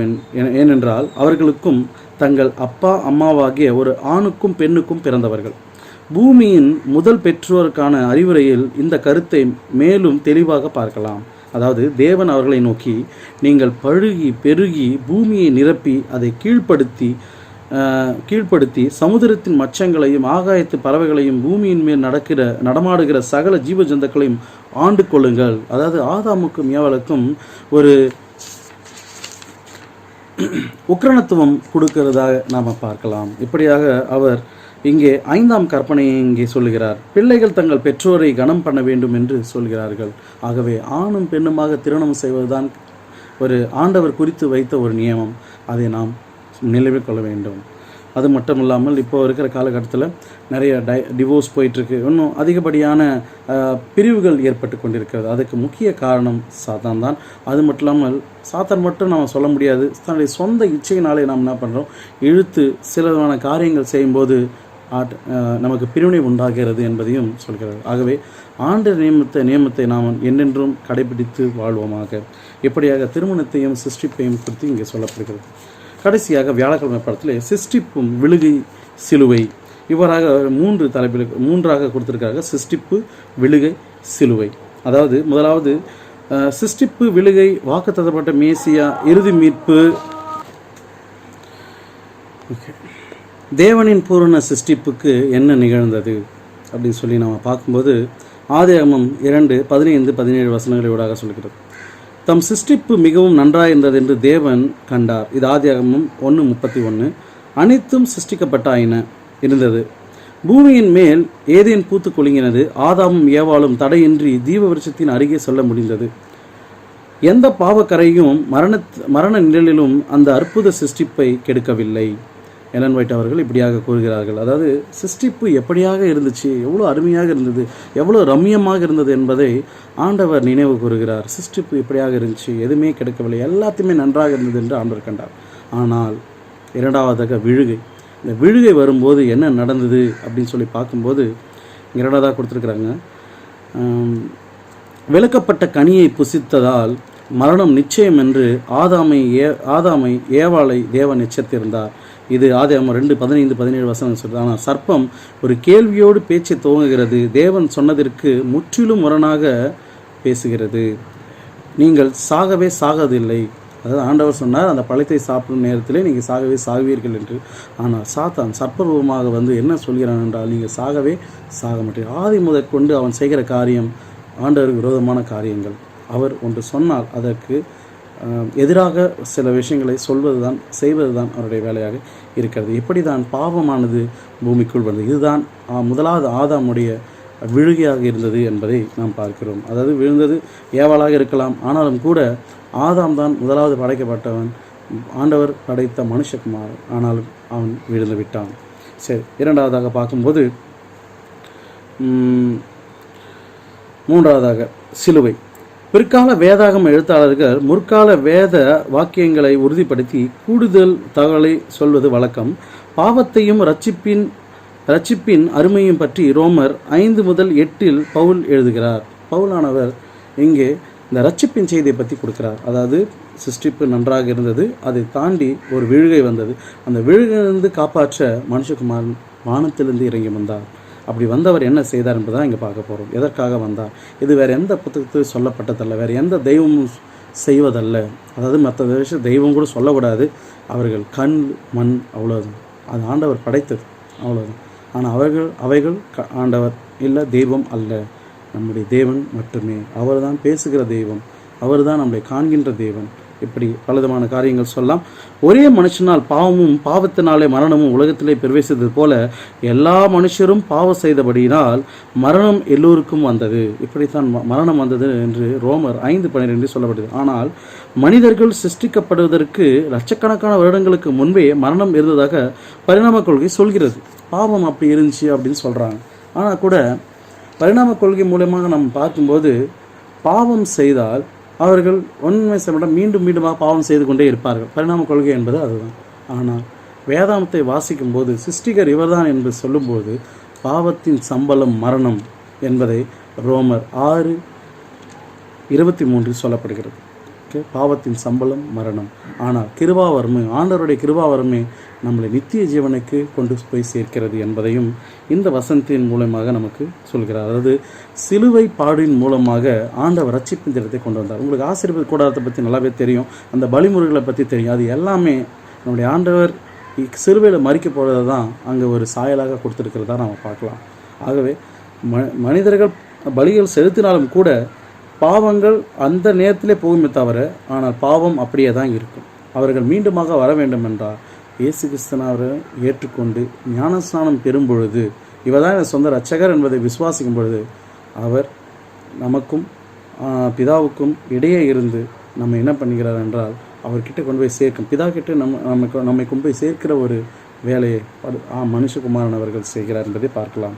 அதே போல் 1 கொரிந்தியர் 15:45-47 வசனங்கள் இவ்வாறாக சொல்கிறது. கிறிஸ்து நம் பாவங்களுக்காக மறுத்ததிலும் அர்த்தம் இருக்கிறது. எனவே சிருஷ்டிப்பும் விழுகையும் சிலுவையும் பின்னணி பிணைந்தவை. முந்தின ஆதாமுக்கும் பிந்தின ஆதாமுக்கும் தொடர்பு இருக்கிறது. அதாவது நான் வேதாந்தத்தில் படிக்கிறேன். அந்தபடியே முந்தின மனுஷனாகிய ஆதாம் ஜீவ ஆத்துமானான் என்று எழுதி இருக்கிறது. பிந்தின ஆதாம் உயிர்ப்பிக்கிற ஆதாம். அதாவது ஆதாம்னாலே பாவம் வந்தது, ஆகவே மரணமும் வந்தது. ஆனால் இப்பொழுதோ பிந்தின ஆதாம், அதாவது இயேசு கிறிஸ்தானவர் தான் பிந்தின ஆதாம். அவர் என்ன செய்கிறார்னா உயிர்ப்பிக்கிற தெய்வம். அவர் 3ஆம் நாளில் உயிர்த்தெழுந்தார். மீண்டுமாக 2ஆம் வருகையிலே வரும்போது பாவிகளை அழித்து மீண்டுமாக அனைவரும் மறுரூபமாக்கி அவருடைய பரலோக ராஜ்யத்தில் கொண்டு போய் சேர்த்து நித்திய ஜீவனை தருகிற ஒரு தெய்வமாய் இருக்கிறார். அவர் தான் 2வது பிந்தின ஆதாம் அப்படின்னு சொல்லி கொடுக்குறாங்க. 47வது வசனம் சொன்னால் முந்தின மனுஷன் பூமியிலிருந்து உண்டானவன் மண்ணானவன் அப்படின்னு சொல்கிறாங்க. 2ஆம் மனுஷன் வானத்திலிருந்து வந்த கர்த்தர். 2வது ஆதாம் வானத்திலிருந்து வந்த கர்த்தர். இங்கே வம்ச வரலாறு படிச்சிங்கன்னா ஆதாம் தேவ மனுஷன் அப்படின்னு சொல்லி கொடுத்துருப்பாங்க, தேவகுமாரன் அப்படின்னு சொல்லி கொடுத்துருப்பாங்க. அதே போல் இயேசு கிறிஸ்தவர்களை பற்றி சொல்லும்போதும் தேவகுமாரன் அப்படின்னு தான் சொல்லுவாங்க. ஆகும்போது ஆதாம் தவறு விட்டதை இயேசு கிறிஸ்தவர் என்ன பண்ணார், பிடிச்சிட்டார். ஓகேங்களா? ஆகவே இந்த சிருஷ்டிப்பு விழுகை சிலுவை என்ற பாடத்தின் மூலமாக நாம் இப்போ கற்றுக்கொள்கிறோம். கடைசியாக வெள்ளிக்கிழமை பாடத்தில் பார்க்கும்போது பலவிதமான புத்தகங்கள் நேரங்களை குறித்து இருக்கிறது, சிருஷ்டிப்பை குறித்து வந்தாலும் கூட அவர் அனைத்தும் பரிணாம கொள்கையை குறித்தே வருகிறத தவிர தேவனை குறித்து சிருஷ்டிப்பின் தேவனை குறித்து ஒன்றுமே இல்லை. ஆனால் சொல்கிற ஒரே புத்தகம் நம்முடைய வேத புத்தகம் தான். அதான் இங்கே சொல்கிறாங்க, வாரத்தை உண்டாக்கினவர் அவர், உலகத்தில் உள்ள அனைத்தையும் உண்டாக்கினவர், படைத்தவர் அவர், சிருஷ்டிப்பின் தெய்வம் அவர் தான், நம்முடைய இயேசு கிறிஸ்து தான். நாட்களை உருவாக்கினதும் அவர் தான். வாரத்திற்கு 7 நாட்கள், அந்த 6 நாட்களில் படைப்பை முடித்து 7ஆம் நாள் ஓய்ந்திருந்து மனுஷன் போய் ஆண்டவரை தொழுது கொள்ள வேண்டும், ஒரு உறவு வேண்டும், உடன்படிக்க வேண்டும் என்பதை ஆண்டவர் நினைவுபடுத்துகிறார் இந்த 7ஆம் நாளிலே. ஓகேங்களா? ஒரு நாள் என்பதை சுட்டிக்காட்ட ஆதியாகமம் 1:1 ஆசிரியர் கையாண்டிருக்கிற வழிகளை விட அதை விவரிக்கவும் விளக்கமாகவும் சொல்லக்கூடிய வழிதான் வேறு எதுவுமே இருக்க முடியாது அப்படின்னு சொல்லி கொடுக்குறாங்க. வேறு எதுவுமே இருக்க முடியாதுன்னு சொல்கிறாங்க. மாபெரும் அறிவாளிகளும் வேத வசனத்தால் வழிநடத்தப்படாவிட்டால் அறிவியலுக்கும் வெளிப்பாட்டிற்கும் இடையே உள்ள சம்பந்தங்களை ஆராய்வதில் குழம்பி போயிருக்கிறார்கள். நீங்கள் வேணால் பார்க்கலாம், உலகத்தில் என்ன அவங்க கண்டுபிடித்தாலும் கூட அனைத்திற்கும் அடிப்படையாக இருப்பது நம்முடைய வேத புத்தகம்தான். ஆண்டவர் வெளிப்படுத்தின ஒவ்வொரு காரியமும் சிருஷ்டிப்பின் வெளிப்பாடே. அதை தான் இங்கே சொல்கிறாங்க. சிருஷ்டிகரையும் அவருடைய கிரியைகளையும் அவர்களால் புரிந்து கொள்ள முடியாமல் போகிறது. இவற்றை இயற்கை விதிகளால் விவரிக்க முடியாது என்பதால் வேதாகம வரலாற்றை நம்ப முடியாது என்கிறார்கள். இப்போ இருக்கிற காலகட்டம் உண்மையிலே சொல்கிற மாதிரிங்க, ரொம்ப கடைசி காலத்தில் போய் கொண்டிருக்கிறோம். யாருமே நம்பக்கூடிய வகையில் இல்லை. எல்லாருமே ஏமாத்துறாங்க, எல்லாருமே நம்பிக்கையற்றவர்களாக இருக்கிறாங்க, எல்லாருமே ரொம்ப லெகுவாக இருக்கிறாங்க. ஆண்டவர்கிட்ட வரணுன்னாலும் யோசித்து வராமல் இருக்கிறதே நல்லதுன்னு யோசிக்கிறாங்க. சரிங்களா? அதாவது நித்திய ஜீவன் உண்டு என்பதை யாருமே என்ன பண்ணுறல விசுவாசிக்க மாட்டேங்கிறாங்க. அப்படி விசுவாசிக்கும் போது கண்டிப்பாக ஆண்டவர் அவர்களை ஆசீர்வதித்து, அவர்தான் சிருஷ்டிகர், அவர்தான் என்றென்றைக்கும் ஆட்சி செய்ய போகிறவர், அவர் நம்மளை பார்த்து கொள்வார், நாம் அவரை தொழுது கொள்வோம் என்பதற்கு இந்த சிருஷ்டிப்பின் முதல் பகுதி நமக்கு மிகவும் எளிதாக இருக்கிறது. நன்றி. தேவன் தாமே உங்களை ஆசீர்வதிப்பாராக.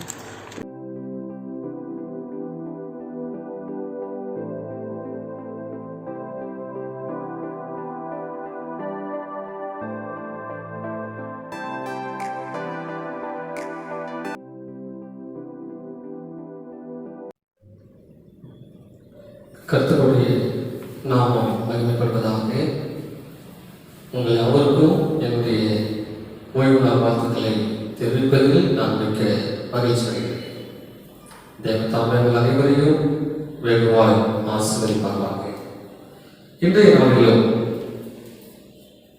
சமூக இடைவெளியை பின்பற்றுதல் என்ற தலைப்பிற்களாக ஓரிரு காரியங்களை நாம் தியானித்து தேவ ஆசீர்வாதத்தோடு நாம் கடந்து செல்வோம். ஒருவனும் தலைகளை தாழ்த்தி நாம் செல்வோம். எங்களை நேசிக்கிற நல்ல ஆண்டவரே, இந்த பரிசுத்தமான இந்த நேரத்திலே உங்களுடைய பரிசுத்த வார்த்தைகளை தியானிக்கத்தக்கதாக இந்த சமூகத்திலே கூறுகிறோம். பரிசுத்த தெய்வம் பேசும், நாங்கள் கேட்கிறோம். கேட்கின்ற எங்களுடைய இருதயங்களை பரிசுத்த ஆவியானவர் தம்மை ஆட்கொண்டு எங்களை வழிநடத்தும்படியாக இயேசுவின் நாமத்தில் ஜெபிக்கிறோம் எங்கள் நல்ல பிதாவே. ஆமென். இன்றைக்கு கொரோனா வைரஸ் உலகத்தை அச்சுறுத்தி கொண்டிருக்கின்ற ஒரு சூழ்நிலை. அந்த கொரோனா வைரஸின் தாக்கத்திலிருந்து தங்களை தற்காத்துக் கொள்வதற்காக அரசாங்கமும் உலக சுகாதார அமைப்பும் சமூக இடைவெளியை பின்பற்றி நடங்கள் என்று சொல்லி ஆலோசனைகளை அவர்களது கூறிக்கொண்டு வருவதை நாம் பார்க்கிறோம். சமூக இடைவெளியை பின்பற்றுவதற்கு முக்கியத்துவம் கொடுக்கும் வகையிலே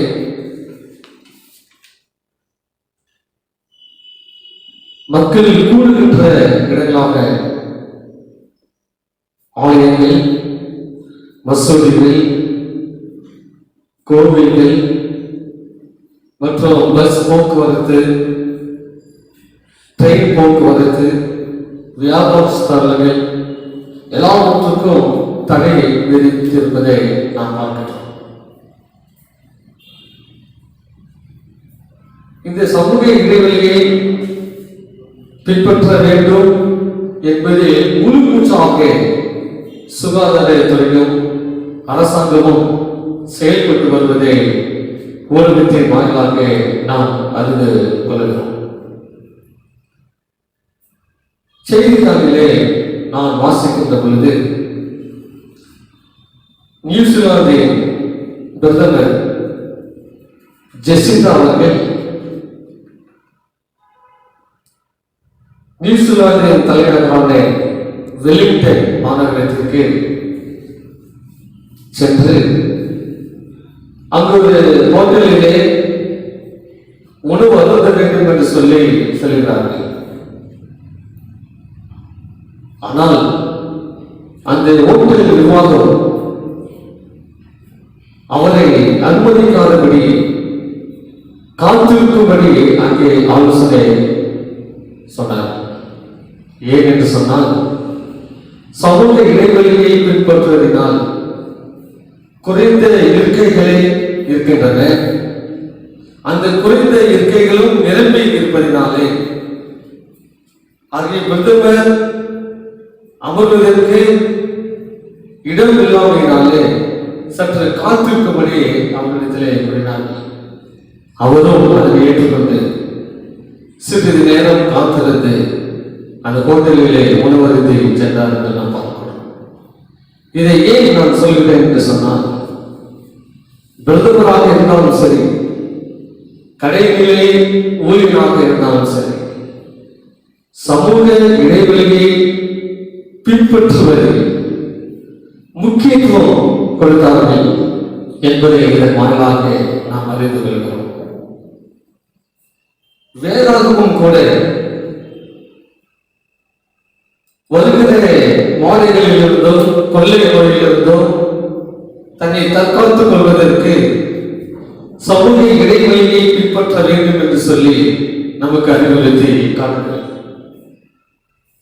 பாகவத்தின் புஸ்தகம் 23ஆம் அதிகாரம் 9வது வசனத்தை நாம் வாசிக்கின்ற பொழுது, நீ படையெடுத்து உன் சத்துருக்களுக்கு விரோதமாய் புறப்படும் போது தீதான காரியங்கள் எல்லாவற்றுக்கும் விலகி இருப்பாயாக என்று நாம் வாசிக்கிறோம். ஆக நாமும் நீங்களும் தீதான காரியங்கள் எல்லாவற்றிற்கும்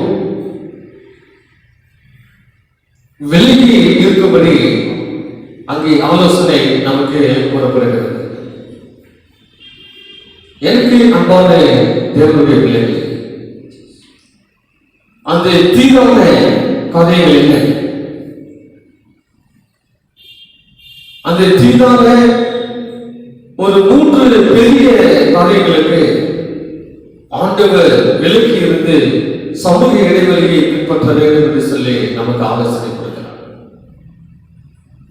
ஏன் என்று சொன்னால், இந்த 3 பெரிய தீரான காரியங்கள்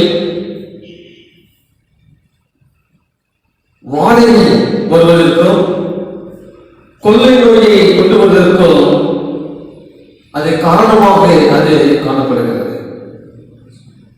ஆகவே இந்த 3 பெரும் தீரான காரியங்களுக்கு என்னுடைய பிள்ளைகள் விலகி இருந்து சமூக இடைவெளியை பின்பற்ற வேண்டும் என்று சொல்லி ஆண்டவர் நமக்கு அறிவுரை கொடுக்கிறார். அந்த 3 பெரும் காரியங்கள் என்ன? இந்த 3 பெரும் காரியங்களுக்கு நாம் விலகி இருந்து சமூக இடைவெளியை நாம் பின்பற்றினோம் என்றால், வருகிற வாரியங்களிலும் கொள்ளை நோய்களிலும் அல்லது எத்தனை வைரஸ்கள் நம்மை தாக்கினாலும் அதிலிருந்து விடுதலையை ஆண்டவர் கொடுக்கத்தக்கதாக அவர் இருக்கிறார். அந்த 3 பெரும் காரியங்கள் என்ன? முதலாவது காரியம், அங்கே நாம் வேதத்தை வாசிக்கின்ற பொழுது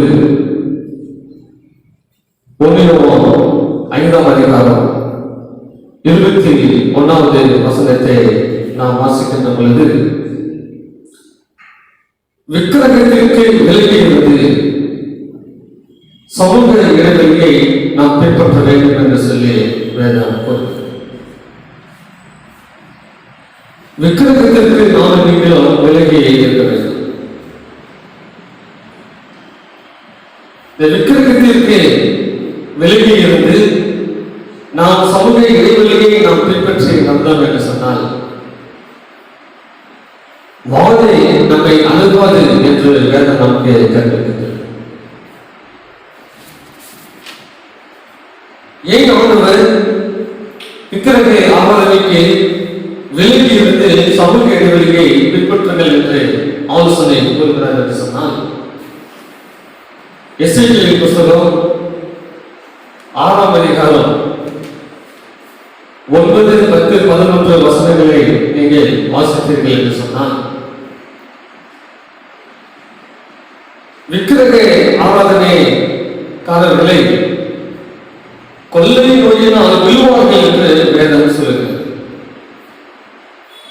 எங்கெல்லாம் விக்கிரக ஆராதனை காணப்படுகிறதோ அங்கெல்லாம் கொள்ளை நோய்களும் வாதைகளும் வரும் என்று வேதம் நமக்கு கற்பிக்கின்றது. உபாகமத்தின் புத்தகம் 32ஆம் அதிகாரம் 21, 24 வசனங்களை வாசிக்கின்ற பொழுது, தெய்வம் அல்லாதவர்களினாலே எனக்கு எரிச்சலை மூட்டினார்கள் என்று ஆண்டவர் கூறி, என்னை கோபப்படுத்தினாலே அவர்கள் வாதையினால் விழுவார்கள் என்று வேதத்திலே நாம் வாசிக்கிறோம். என் கண்பான தேவனுடைய விக்கிரகங்களுக்கு நாம் நீங்கள் விலகி இருக்க வேண்டும். விக்கிரகத்தை சார்ந்த விக்கிரக ஆராதனை எல்லாவற்றுக்கும் நீங்கள் வெளியே ஓடுங்கள் என்று வேதம் சொல்லுகிறது. விக்கிரகத்தை சார்ந்த அனைத்து காரியங்கள் என்ன என்று நாம் பார்க்கின்ற பொழுது, விக்கிரகத்தை விட்டுக் கொள்ளுகிற காரியங்கள், விக்கிரகத்திற்கு சேவை செய்கின்ற காரியங்கள், விக்கிரகத்திற்கு பெயிண்ட் அடிக்கின்ற காரியங்கள், விக்கிரகத்திற்கு அதை சார்ந்த கோவில்களுக்கு பந்தல் போடுகிற காரியங்கள், வெள்ளை அடிக்கின்ற காரியங்கள், விக்கிரகத்திற்கு படைத்ததை புசிக்கின்ற காரியங்கள், விக்கிரக பண்டிகைகளுக்கு வழி கொடுக்கின்ற காரியங்கள், எல்லாத்துக்கும் நீங்கள் என்ன செய்ய வேண்டும் என்று சொன்னால் வெளியிலிருந்து சமூக இடைவெளியை நீங்கள் பின்பற்றி நடக்க வேண்டும். இந்த விக்கிரக ஆராதனை என்று சொல்லுகின்ற பொழுது முரட்டாண்டு பல்லுதலும் விக்கிரக ஆராதனை, ரெண்டகம் பல்லுதலும் விக்கிரக ஆராதனை, பில்லி சுனியும் செய்து இன்னும் பொருள் ஆசை, அத்தனை விக்கிரக ஆராதனைக்கு இணையாக வேதம் பேசுகிறது. அதை என் கண்பான தேவனுடைய விக்கிரக ஆராதனைக்கு விக்கிரகத்திற்கு நீங்கள் விலகி இருந்து சமூக இடைவெளியை பின்பற்றி நடக்கின்ற நிலைகளாக நாம் காணப்பட வேண்டும். விசேஷமாக ஆண்டவர் பத்து கற்பனைகளிலே ஒன்றாக விக்கிரக ஆராதனை செய்யக்கூடாது என்று ஆண்டவர் என்ன செய்திருக்கிறார், வைத்திருக்கிறார். ஆகவே சத்தியத்தை கேட்டுக்கொண்டிருக்கின்ற நாடுகள் விக்கிரக ஆராதனைக்கு நாடுகள் வெளியே இருந்து தங்கள் ஆத்துமாக்களை காத்துக்கொள்ள வேண்டும். இன்றைக்கு அமெரிக்க தேசத்திலே பார்த்தீர்கள் என்று சொன்னால், அந்த அமெரிக்க தேசம் ஒரு புராட்டஸ்டன்ட் தேசமாக இருந்தது. ஆனால் இன்றைய நாளிலே விக்கிரக ஆராதனை, அங்கே இந்து கோயில்கள் கட்டுவதற்கு இன்றைக்கு அனுமதித்திருக்கிறார்கள். அதிலும் கொடுமை என்னவென்று சொன்னால், தேவாலயங்களிலே விநாயகர் சிலையை வைத்து பாதிரிமார்கள் தூபம் காட்டுகிற ஒரு காரியத்தை உலகத்தின் வாயிலாக நாம் பார்த்திருக்கிறோம். ஆண்டவருடைய கோபாய்க்குமையாகிய வாதைகள் வரும் என்பதை நாம் நீங்கள் அறிந்து கொள்ள வேண்டும். என் கண்பான தேவனுடைய பிள்ளைகளே, முதலாவது விக்கிரக ஆராதனைக்கு நாம் நீங்கள் விலகி இருந்து சமூக இடைவெளியை பின்பற்ற வேண்டும் என்று சொல்லி ஆண்டவர் நமக்கு அறிவுரை ஆலோசனைகளை நமக்கு அங்கே கூறுகின்றார். இரண்டாவதாக, எதற்கு நானும் நீங்களும் விலகியிருந்து சமூக இடைவெளியை பின்பற்ற வேண்டும் என்று சொன்னால், 1 கொரிந்தியர் புஸ்தகம் 6ஆம் அதிகாரம் 14-18 வசனங்களை வாசிக்கின்ற பொழுது, வேசியோடு நெருக்கமாக இசைந்து விடாதபடிக்கு விலகி இருந்து சமூக இடைவெளியை பின்பற்ற வேண்டும். வேசி தனத்திற்கு நீ என்ன செய்ய வேண்டும்? விலகி இருக்க வேண்டும் என்று சொல்லி ஆண்டவர் கூறுகின்றார். ஏன் என்று சொன்னால், வேசித்தனம் வாதையை அதில் கொண்டு வருகிறது என்று வேதம் நமக்கு கற்பிக்கிறது. 8ஆம் புஸ்தகம் 25ஆம் அதிகாரம் 9வது வசனத்தை வாசிக்கின்ற பொழுது, இஸ்ரவேலிலே ஆண்டவர் வாதையை அனுப்பி அதனால் 24,000 பேர் செத்தார்கள் என்று நாம் வாசிக்கிறோம். ஏன் இந்த வாதைகளை ஆண்டவர் அங்கே அனுமதித்தார்? அதை என்னாகும் 25ஆம் அதிகாரம் 1வது வசனத்தை வாசித்தீர்கள் என்றால், இஸ்ரவேலிலே சித்திமிலே மோவாபின் குமாரத்திகளோடு வேசித்தனம் பண்ணினார்கள் என்று நாம் வாசிக்கிறோம். அன்பான தேவனே, இஸ்ரவேலிலே சித்திமிலே வேசித்தனம் பண்ணினார்கள் என்று நாம் பார்க்கிறோம். ஆகவே ஆண்டவர் இஸ்ரவேலிலே ஆண்டவர் வாதையை அனுப்பி அங்கே 24,000 பேரை அங்கே செத்தார்கள் என்று நாம் பார்க்கிறோம். வேசித்தனத்திற்கு நானும் நீங்கள் விலகி இருக்கின்ற பிள்ளைகளாக நாம் காணப்பட வேண்டும். யோசேப்பு வேசித்தனத்திற்கு விலகி ஓடினான் என்று நாம் என்ன செய்யலாம்? வாசிக்கிறோம். இன்றைக்கு அமெரிக்க தேசம், இத்தாலி தேசம், இதெல்லாம் நீங்கள் பார்த்தீர்கள் என்று சொன்னால் வேசித்தனம் அதிகமாக இருப்பதை நம் உலகத்தின் வாயிலாக அறிந்து கொள்ளும். இன்றைக்கு அந்த தேசங்களிலே ஆண்களை திருமணம் செய்வதும் பெண்களை திருமணம் செய்து கொள்வதும் சட்டமாக்கப்பட்டிருக்கிறது. கண்பான தேவனே, வேசித்தனத்திற்கு விலகி இருந்து சமூக இடைவெளியை பின்பற்ற வேண்டும். 10 கற்பனைகளிலே ஒன்றாக விபச்சாரம் செய்யாதிருப்பாயாக என்று ஆண்டவர் நமக்கு கட்டளை கொடுத்திருக்கிறார். ஆண்டவருடைய கட்டளையை மீறாதபடிக்கு நானும் நீங்களும் வேசித்தனத்திற்கு விலகி இருந்து சமூக இடைவெளியை நானும் நீங்களும் பின்பற்றி நடக்க வேண்டும். மாம்சத்திற்குரிய வேசித்தனம் ஒருபுறம் இருந்தாலும் ஆவிக்குரிய வேசித்தனம் என்று ஒன்று இருக்கிறது. என்னவென்று சொன்னால், ஆண்டவரை விட்டு, ஆண்டவருடைய உபதேசத்தை விட்டு வேறொரு தெய்வத்தை நாடி வேறொரு உபதேசத்தை பின்பற்றுகிற பிள்ளைகள் வேசி மார்க்கத்தார் என்று வேதம் சொல்லுகிறது.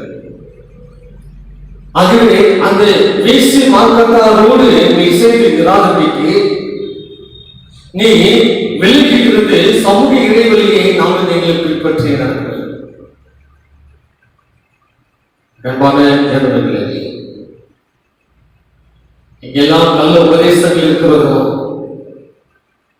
எங்கெல்லாம் ஆண்டவருக்கு சரியாக நானும் ஆண்டவர் என்று சொல்லி பறைசாற்றிக் கொண்டிருக்கிறார்களோ, நானும் தெய்வம் என்று பறைசாற்றிக் கொண்டு உபதேசங்கள் செய்து கொண்டிருக்கிறார்களோ, அவர்கள் எல்லாம் வேசி மார்க்கத்தார் என்று வேதத்திலே நாம் வாசிக்கிறோம். ஆக அப்படிப்பட்ட ஒரு இடத்திலே நானும் நீங்கள் விராதபடிக்கு விலகி இருந்து சமூக இடைவெளியை நானும் நீங்கள் பின்பற்றி நடக்கக்கூடிய பிள்ளைகளாக இருக்கிறோம். ஏசாயா புத்தகம் 4ஆம் அதிகாரம் 1வது வசனத்தை வாசித்தீர்கள் என்று சொன்னால், 7 ஸ்திரீகள் ஒரே புருஷனை பிடித்துக் கொண்டு எங்கள் வஸ்திரங்களை நாங்கள் உடுத்திக் கொள்வோம், எங்களுடைய உணவை நாங்கள் பார்த்துக் கொள்வோம், ஒரு பேர் மாத்திரம் இருந்தால் போதும் என்று சொல்லக்கூடிய ஒரு சபைகளை நாம் அங்கே பார்க்கிறோம். ஸ்திரீகள் என்றால் சபை. இன்றைக்கு அநேக சபைகள் கிறிஸ்துவின் பேர் மாத்திரம் இருந்தால் போதும், எங்களுடைய வஸ்திரத்தை நாங்கள் பார்த்துக் கொள்கிறோம், எங்களுடைய ஆதாரத்தை நாங்கள் பார்த்துக் கொள்கிறோம் என்று கூறிக்கொண்டு ஒரு சாரார் என்ன செய்கிறார்கள் அங்கே இருப்பதை நாம் பார்க்கிறோம். அன்பான தேவனுடைய மனவளமாகிய கிறிஸ்து மாத்திரமே நமக்கு வஸ்திரத்தை கொடுக்க வேண்டும், நமக்கு ஆதாரத்தை கொடுக்க வேண்டும். ஒரு பேர் மாத்திரம் போதும், எங்களுடைய வஸ்திரத்தை நாங்கள் பார்த்துக் கொள்கிறோம், எங்களுடைய ஆதாரத்தை நாங்கள் பார்த்துக் கொள்கிறோம் என்று கூறக்கூடிய ஒரு கூட்டம் வீசி மாற்றத்தால் என்று வேதம் சொல்லுகிறது. ஆண்டவர் ஒரு அழைப்பை கொடுக்கிறார், அவளை விட்டு நீ வெளியே வா, அவளுடைய பாவங்களுக்கு நீ உட்படாதபடிக்கு நீ அவளை விட்டு நீ வெளியே வா என்று சொல்லி ஆண்டவர் நமக்கு அழைப்பை கொடுக்கின்றார். ஆவிக்குரிய வேசித்தனத்திற்கு நாம் நீங்கள் விலகி இருந்து சமூக இடைவெளியை நாம் பின்பற்றி நடக்க வேண்டும். மாம்சத்திற்குரிய வேசித்தனம் மாத்திரமல்ல, ஆவிக்குரிய வேசித்தனத்திற்கும் நாம் நீங்கள் விலகிறது சமூக இடைவெளியை பின்பற்றினோம் என்று சொன்னால், எத்தனை கொரோனா வைரஸ் வந்தாலும் சரி, எத்தனை கொள்ளை நோய்கள் வந்தாலும் சரி, எத்தனை பாதைகள் வந்தாலும் சரி, எல்லாவற்றிலிருந்தும் நம்மை ரட்சிக்க ஆண்டவர் வல்லமையுள்ள தெய்வமாக அவர் காணப்படுகிறார். ஆகவே இந்த கொரோனா வைரஸின் தாக்கத்திலிருந்து தன்னை தற்காத்துக் கொள்வதற்கு நாம் எவ்வாறு சமூக இடைவெளியை பின்பற்றுகிறோமோ, அதே போல மாம்ச வேசித்தனத்திற்கும் ஆவிக்குரிய வேசித்தனத்திற்கும் நாம் விலகிறது சமூக இடைவெளியை பின்பற்றுகிற நிலைகளாக நாம் நீங்கள் காணப்பட வேண்டும். மூன்றாவதாக ஆண்டவர் எதற்கு விலகி இருக்கும்படி நமக்கு ஆலோசனை கூறுகிறார் என்று சொன்னால், 1 பேதுரு புத்தகம் 2ஆம் அதிகாரம் 2 வசனங்களை நாம் வாசிக்கின்ற பொழுது, மாம்ச இச்சைகளை விட்டு விலகி இருக்க வேண்டும். முதலாவது விக்கிரக ஆராதனைக்கு விலகிறது சமூக இடைவெளியை நாம் பின்பற்றி நடக்க வேண்டும். இரண்டாவது வேசித்தனத்திற்கு விலகிறது சமூக இடைவெளியை பின்பற்றி நடக்க வேண்டும். மூன்றாவது அந்த தீரான காரியம் என்னவென்று சொன்னால், மாம்ச இச்சைகளை விட்டு விலகி இருந்து சமூக இடைவெளியை பின்பற்றுகிறவர்களாக நாம் காணப்பட வேண்டும். 1 பேதுரு புத்தகம் 2ஆம் அதிகாரம் 11வது வசனத்தை நாம் வாசிக்கின்ற பொழுது, பிரியமானவர்களே, அந்நியர்களும் பரதேசிகளுமாய் இருக்கிற நீங்கள் ஆத்துமாவுக்கு விரோதமாய் போர் செய்கிற மாம்ச இச்சைகளை விட்டு விலகி சமூக இடைவெளியை பின்பற்ற வேண்டும். என்னாகும் புஸ்தகம் 11ஆம் அதிகாரம் 4வது வசனத்தை நாம் வாசிக்கின்ற பொழுது அங்கே வாசிக்கிறோம். என்னாகும் புஸ்தகம் 11ஆம் அதிகாரம் 4வது வசனம். அங்கே இஸ்ரவேல் பிள்ளைகள் குறித்து நாம் வாசிக்கின்ற பொழுது, பின்பு அவர்களுக்குள் இருந்த பல ஜாதியான அந்நிய ஜனங்கள் மிகுந்த இச்சையுள்ளவர்களானார்கள். இஸ்ரவேல் புத்திரரும் திரும்ப அழுது, நமக்கு இறைச்சியை புசிக்க கொடுப்பவர் யார்? அன்பானவர்களே, தொடர்ந்து 13வது வசனத்தை நீங்கள் வாசிக்கின்ற பொழுது, இந்த ஜனங்கள் எல்லோருக்கும் கொடுக்கிறதற்கு எனக்கு இறைச்சி எங்கே இருந்து வரும், எனக்கு இறைச்சி கொடுக்கு என்று என்னை பார்த்து அழுகிறார்களே. இறைச்சிக்காக மோசேயிடத்திலே முறுமுறுத்து அழுகிறார்கள். அவர்கள் அழுகிறார்கள் என்ற ஒரு வார்த்தை, அதில் எந்த அளவுக்கு இச்சை அடங்கியிருக்கிறது என்பதை சற்று நான் எங்களை கவனிக்க வேண்டும். இச்சையோடு அழுது அந்த இறைச்சியை அங்கே என்ன செய்கிறார்கள் கேட்கின்ற பொழுது, ஆண்டவர் என்ன செய்கிறார்? கொடுக்கின்றார். 2 முல உயரத்திற்கு காளைகளை என்ன செய்கிறார்? அவர் அனுப்புகிறார். 2 முல உயரத்திற்கு காளைகள் அங்கே என்ன செய்கிறார்? அங்கே கிடக்கின்றன. அங்கே எல்லோரும் என்ன செய்கிறார்கள் சொன்னால் இருக்கிறார்கள். அந்த வசனத்தை நான் வாசிக்கின்ற பொழுது, என்னாகமத்தின் புஸ்தகம் 11ஆம் அதிகாரம் 31வது வசனம். அப்பொழுது கர்த்தரிடத்திலிருந்து புறப்பட்ட ஒரு காற்று சமுத்திரத்திலிருந்து காடைகளை அணைத்துக் கொண்டு வந்து பாளையத்திலும் பாளையத்தை சுற்றிலும் இந்த பக்கம் ஒரு நாள் பிரயாணம் மட்டும் அந்த பக்கம் ஒரு நாள் பிரயாணம் மட்டும் தரையின் மேல் 2 முழம் உயரம் விழுந்து கிடக்க செய்தது. அப்பொழுது ஜனங்கள் எழுப்பி அந்த பகல் முழுவதும் ராம் முழுவதும் மறுநாள் முழுவதும் காடைகளை சேர்த்தார்கள். கொஞ்சமாய் சேர்த்தவன் 10 ஓமர் அளவு சேர்த்தான். அவைகளை பாளையத்தை சுற்றிலும் தங்களுக்கு குவித்து வைத்தார்கள். அழுது என்ன செய்கிறார்கள் கேட்கிறார்கள். அந்த அழுதை கேட்ட உடனே ஆண்டவர் கொடுக்கின்றார், அதனை குவித்து வைத்திருக்கிறார்கள் என்று சொன்னால் இந்த அளவுக்கு சில பிள்ளைகள் இச்சையிலே மூழ்கி இருந்திருப்பார்கள் என்று சற்று நாம் சிந்தித்து பார்க்க வேண்டும். 33வது வசனத்தை நான் வாசிக்கிறேன். தங்கள் பற்கள் நடுவே இருக்கும் இறைச்சியை அவர்கள் வென்று தின்னும் முன்னே கர்த்தருடைய கோபம் ஜனங்களுக்குள்ளே மூண்டது. கர்த்தர் ஜனங்களை மகா பெரிய வாதையால் அங்கே மதித்தார். இச்சை வாதைகளை கொண்டு வரும், வேசித்தனம் வாதைகளை கொண்டு வரும், விக்கிரக ஆராதனை வாதைகளை கொண்டு வரும்.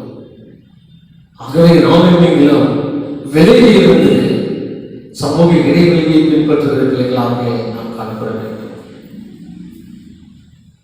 கண்பான தேவனுடைய பிள்ளைகளே, ஆதாமும் ஏவாளையும் நாம் பார்க்கின்ற பொழுது ஆண்டவனால் விளக்கப்பட்ட அந்த கனி இச்சிக்கப்படத்தக்க விருட்சமாய் அது இருந்தது. அந்த கனி இச்சிக்கப்படத்தக்க விரதமாக இருந்ததுனால இவர்கள் இச்சையோடு அதனை என்ன செய்கிறார்கள், கருத்து வசிக்கிறார்கள். என்ன நடந்தது? பூமி சதிக்கப்பட்டு போனது. எதிரை விட்டு துரத்தப்பட்ட ஒரு சூழ்நிலையை ஆதாம் ஏவாள் என்ன செய்கிறார்கள், ஆனார்கள். நான் யோசிப்பு இச்சைகளுக்கு விலகி ஓடுகிறார்கள். கண்பான தேவர்களே, இச்சைகளுக்கு நானும் நீங்களும் விலகி இருந்து சமூக இடைவெளியை பின்பற்றுவதற்காக நாம் காணப்பட வேண்டும். வேதத்தை வாசித்தீர்கள் என்று சொன்னால் யாத்திராகமம் 20ஆம் அதிகாரம் 17ஆவது வசனத்திலிருந்து வாசிக்கிறது. பிறனுடைய வீட்டை செய்வதற்காக பிறனுடைய மனைவியையும் அவருடைய வேலைக்காரனையும் வேலைக்காரர்களையும் அவருடைய எழுதையும் எழுதையையும் பின்பும் பிறனுக்குள்ள யாவற்றையும் நிச்சயிப்பார்கள். ஒரு இருதயத்தில் ஒரு பெண்ணுடைய அழகை நிச்சயிக்கக்கூடாது என்று வேதம் சொல்லுகிறது. இழிவான ஆதாரத்தை நிச்சயிக்கக்கூடாது என்று வேதம் சொல்லுகிறது.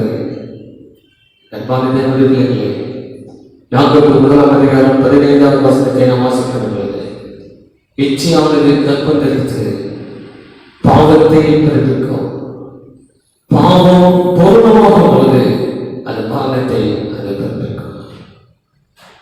இந்த கொரோனா வைரஸ் சமூக இடைவெளியை பின்பற்றவில்லை என்று சொன்னால் அது மரணத்தை கொண்டு வருகிறது. அதுபோல இச்சைக்கு விலகி இடைவெளியை கடைபிடிக்கவில்லை என்று சொன்னால் அது மரணத்தை அது கொண்டு வரும். பிள்ளைகளே, ஆண்டவர் 3 பெரிய காரியங்கள் வாதைகளை கொண்டு வரத்தக்கதான காரியங்கள். ஆகவே விக்கிரக ஆராதனைக்கு விலகிருந்து சமூக இடைவெளியை பின்பற்றுங்கள். வீசுத்தனத்திற்கு விலகிருந்து சமூக இடைவெளியை பின்பற்றுங்கள். இச்சைகளுக்கு விலகிருந்து சமூக இடைவெளியை பின்பற்றுங்கள். அரசாங்கம் சொல்லுகிற காரியத்தை பின்பற்றி அதோடு கூட இந்த 3 பெரும் காரியங்களுக்கு விலகிருந்து சமூக இடைவெளியை பின்பற்றணும் என்று சொன்னார். வருகிற வாதைகள், வருகிற கொள்ளைப்பவர்களுக்கு தப்புவிக்கு ஆண்டவர் வல்லமை விடுவதாக இருக்கின்றார். ஆகவே வருகிற வாதைகளிலே நாம் நீங்களும் அகப்பட்டு விடாமல் இந்த 3 பெரிய காரியங்களிலே நாம் விலகிருந்து சமூக இடைவெளியை நாம் பின்பற்றுவோம். தேவதானங்கள் அனைவரையும் வெகுவாய் ஆசீர்வதிப்பாராக. கண்கள் மூடி நாம் செய்வோம். எங்களை நேசிக்கிற நல்ல இதை பசுத்தமான நேரத்திலே உடைய வார்த்தைகளை குறித்து நாங்கள் தியானித்தோம். ஆண்டவரே, இந்த 3 பெரிய காரியங்களை விக்கிரகத்திற்கு விளைந்திருந்து சமூக இடைவெளியை பின்பற்றுங்கள் என்று எங்களோடு பேசுகிறேன். வேசித்தனத்திற்கு விளைந்திருந்து சமூக இடைவெளியை பின்பற்றுங்கள் என்று பேசுகிறேன். இச்சைகளுக்கு விளைந்திருந்து சமூக இடைவெளியை பின்பற்றுங்கள் என்று எங்களோடு பேசுகிறேன். இந்த 3 காரியங்களை நாங்கள் பின்பற்றி வருகிற பாதைகளிலிருந்து நாங்கள் விடுதலை பெற்று உம்மோடு வாழக்கூடிய ஒரு பாக்கியத்தை இந்த சத்தியத்தை கேட்டுக்கொண்டிருக்கின்ற ஒவ்வொரு பிள்ளைகளுக்கும் தந்து உடைய பிள்ளைகளை வழிநடத்த முடியாது. இயேசு நாமத்தில் செல்கிறோம் எங்கள் நல்ல பிதாவே, ஆமென். நம்முடைய கர்த்தராகிய இயேசு கிறிஸ்துவின் பிதாவாகிய தேவனுடைய அன்பும் பரிசுத்த ஆவியானவருடைய ஐக்கியமும் சிநேகமும் வல்லமையும் பாதுகாப்பும் ஆசீர்வாதம் தங்களை காத்திருக்கின்ற அனைத்து பிள்ளைகளோடும், விசேஷமாக இந்த கொரோனா வியாதிகளில் பாதிக்கப்பட்டிருக்கின்ற அனைத்து பிள்ளைகளோடும் இன்று மீண்டும் சதா காலங்களிலும் இருப்பதாக. ஆமென்.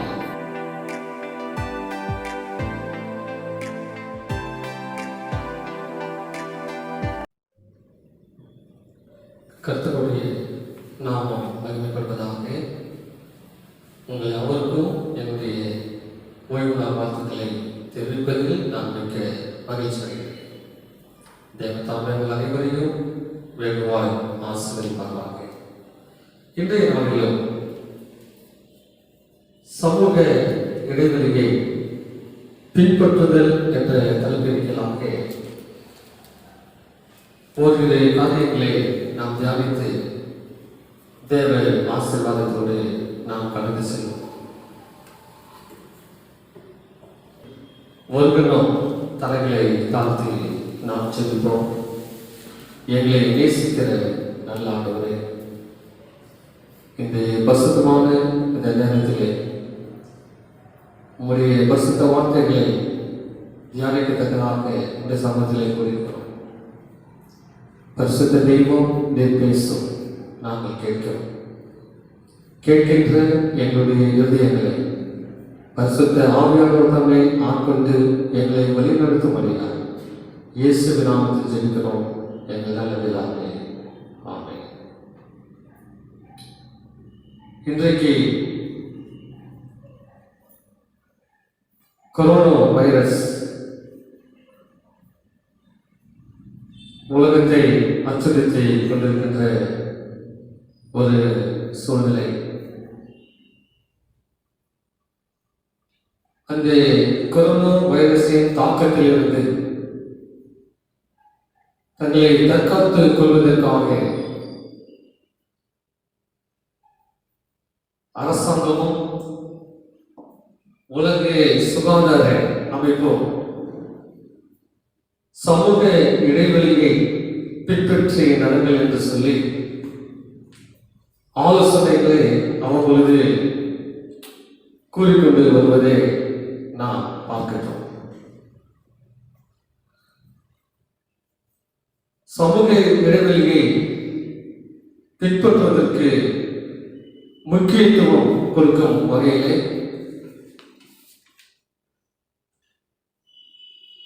மக்கள் கூடுகின்ற இடங்களாக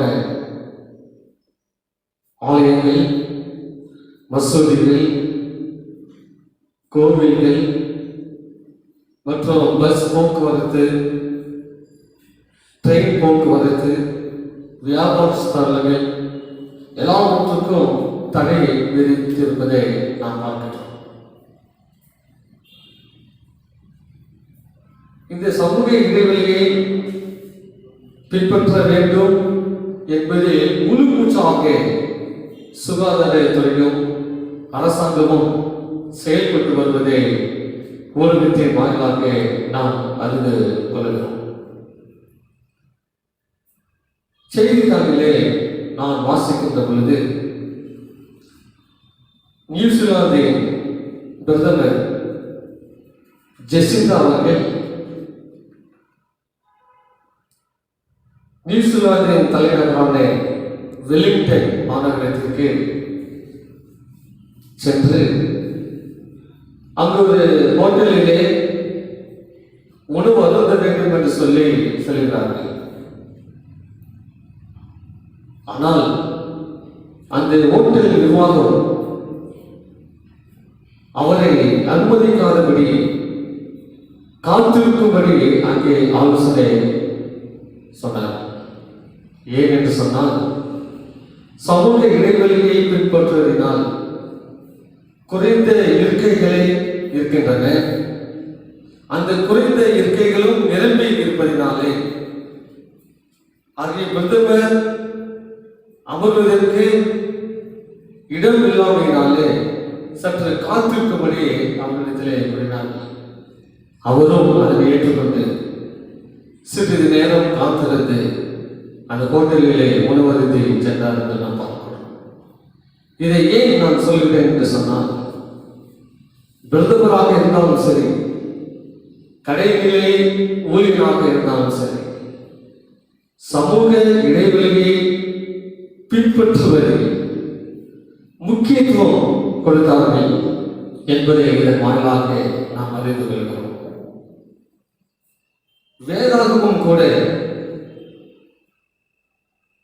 வருகிற வாதைகளிலிருந்தும் கொள்ளை நோயிலிருந்தும் தன்னை தற்காத்துக் கொள்வதற்கு சமூக இடைவெளியை பின்பற்ற வேண்டும் என்று சொல்லி நமக்கு அறிவுறுத்தி காட்டுகிறது. உபாகமத்தின் புஸ்தகம் 23ஆம் அதிகாரம் 9வது வசனத்தை நாம் வாசிக்கின்ற பொழுது, நீ படையெடுத்து உன் சத்துருக்களுக்கு விரோதமாய் புறப்படும்போது தீதான காரியங்கள் எல்லாவற்றுக்கும் விலகி இருப்பாயாக என்று நாம் வாசிக்கிறோம். ஆக நாமும் நீங்களும் தீதான காரியங்கள் எல்லாவற்றிற்கும் விலகி இருக்கும்படி அங்கே ஆலோசனை நமக்கு கூறப்படுகிறது. எனக்கு அன்பான தேவனுடைய பிள்ளைகள், அந்த தீதான காரியங்கள் என்ன?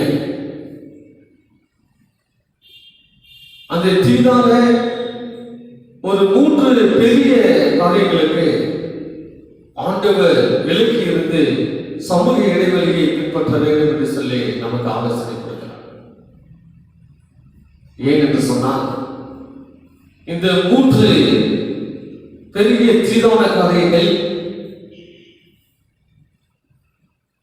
வாதையை வருவதற்கும் கொள்ளை நோயை கொண்டு வருவதற்கும் அது காரணமாக அது காணப்படுகிறது. ஆகவே இந்த 3 பெரும் தீதான காரியங்களுக்கு என்னுடைய பிள்ளைகள் விலகியிருந்து சமூக இடைவெளியை பின்பற்ற வேண்டும் என்று சொல்லி ஆண்டவர் நமக்கு அறிவுரை கொடுக்கிறார். அந்த 3 பெரும் காரியங்கள் என்ன? இந்த 3 பெரும் காரியங்களுக்கு நாம் விலகியிருந்து சமூக இடைவெளியை நாம் பின்பற்றினோம் என்றால், வருகிற வாதைகளிலும் கொள்ளை நோய்களிலும் அல்லது எத்தனை வைரஸ்கள் நம்மை தாக்கினாலும் அதிலிருந்து விடுதலையை ஆண்டவர் கொடுக்கத்தக்கதாக அவர் இருக்கிறார். அந்த 3 பெரும் காரியங்கள் என்ன? முதலாவது காரியம், அங்கே நாம் வேதத்தை வாசிக்கின்ற பொழுது 1 யோவான் 5ஆம் அதிகாரம் 21வது வசனத்தை நாம் வாசிக்கின்ற பொழுது, விக்கிரகத்திற்கு விலகி இருந்து சமூக இடைவெளியை நாம் பின்பற்ற வேண்டும் என்று சொல்லி வேதம் கூறுகிறது. விக்கிரகத்திற்கு நானும் நீங்களும் விலகி இருக்க வேண்டும். இந்த விக்கிரகத்திற்கு விலகி இருந்து நாம் சமூக இடைவெளியை நாம் பின்பற்றி வந்தோம் என்று சொன்னால், வாதை நம்மை அணுகாது என்று வேதம் நமக்கு கற்பிக்கிறது. ஏன் ஆண்டவர் விக்கிரக ஆராதனைக்கு விலகி இருந்து சமூக இடைவெளியை பின்பற்றுங்கள் என்று ஆலோசனை கூறுகிறார் என்று சொன்னால், எசேக்கியேலின் புஸ்தகம் 6ஆம் அதிகாரம் 9, 10, 11 வசனங்களை நீங்கள் வாசித்தீர்கள் என்று சொன்னால், ஆராதனைக்காரர்களை கொள்ளை நோயினால் விழுவார்கள் என்று வேதம் சொல்லுகிறது. ஆக எங்கெல்லாம் விக்கிரக ஆராதனை காணப்படுகிறதோ அங்கெல்லாம் கொள்ளை நோய்களும் வாதைகளும் வரும் என்று வேதம் நமக்கு கற்பிக்கின்றது. உபாகமத்தின் புஸ்தகம் 32ஆம் அதிகாரம் 21-24 வசனங்களை வாசிக்கின்ற பொழுது, தெய்வம் அல்லாதவர்களினாலே எனக்கு எரிச்சலை மூட்டினார்கள் என்று ஆண்டவர் கூறி, என்னை கோபப்படுத்தினாலே அவர்கள் வாதையினால் விழுவார்கள் என்று வேதத்திலே நாம் வாசிக்கிறோம். என் கண்பான தேவனுடைய பிள்ளைகளே, விக்கிரகங்களுக்கு நாம் நீங்கள் விலகி இருக்க வேண்டும். விக்கிரகத்தை சார்ந்த விக்கிரக ஆராதனை எல்லாவற்றுக்கும் நீங்கள் வெளியே ஓடுங்கள் என்று வேதம் சொல்லுகிறது.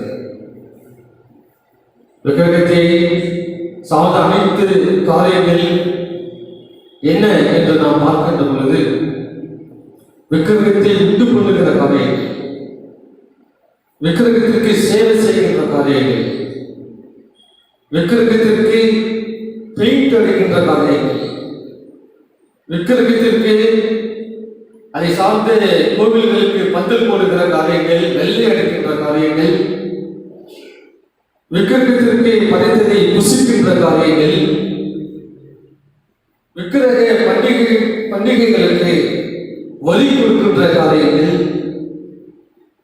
எல்லாத்துக்கும் நீங்கள் என்ன செய்ய வேண்டும் என்று சொன்னால் வெளியிலிருந்து சமூக இடைவெளியை நீங்கள் பின்பற்றி நடக்க வேண்டும்.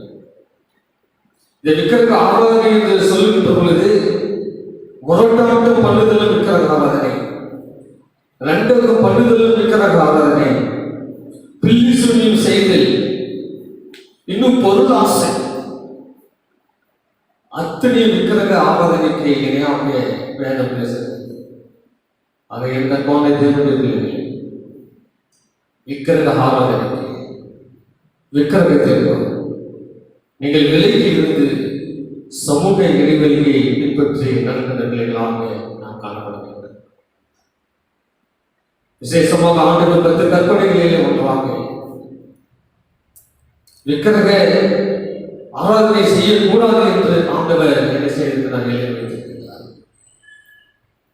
ஆகவே சத்தியத்தை கேட்டுக்கொண்டிருக்கின்ற நான் நினைக்கிறேன், விக்கிரக ஆராதனைக்கு நான் நீங்கள் விலகி இருந்து தங்கள் ஆத்துமாக்களை காத்துக்கொள்ள வேண்டும். இன்றைக்கு அமெரிக்க தேசத்திலே பார்த்தீர்கள் என்று சொன்னால், அந்த அமெரிக்க தேசம் ஒரு புராட்டஸ்டன்ட் தேசமாக இருந்தது. ஆனால் இன்றைய நாளிலே அங்கே விக்கிரக ஆராதனை, அங்கே இந்து கோயில்கள் கட்டுவதற்கு இன்றைக்கு அனுமதித்திருக்கிறார்கள். அதிலும் கொடுமை என்னவென்று சொன்னால், தேவாலயங்களிலே விநாயகர் சிலையை வைத்து பாதிரிமார்கள் தூபம் காட்டுகிற ஒரு காரியத்தை உலகத்தின் வாயிலாக நாம் பார்த்திருக்கிறோம். ஆண்டவருடைய கோபாக்கினியாகிய வாதைகள் வரும் என்பதை நாம் நீங்கள் அறிந்து கொள்ள வேண்டும். அன்பான தேவனுடைய பிள்ளைகளே, முதலாவது விக்கிரக ஆராதனைக்கு நாம் நீங்கள் விலகி இருந்து சமூக இடைவெளியை பின்பற்ற வேண்டும் என்று சொல்லி ஆண்டவர் நமக்கு அறிவுரை ஆலோசனைகளை நமக்கு கூறுகின்றார்.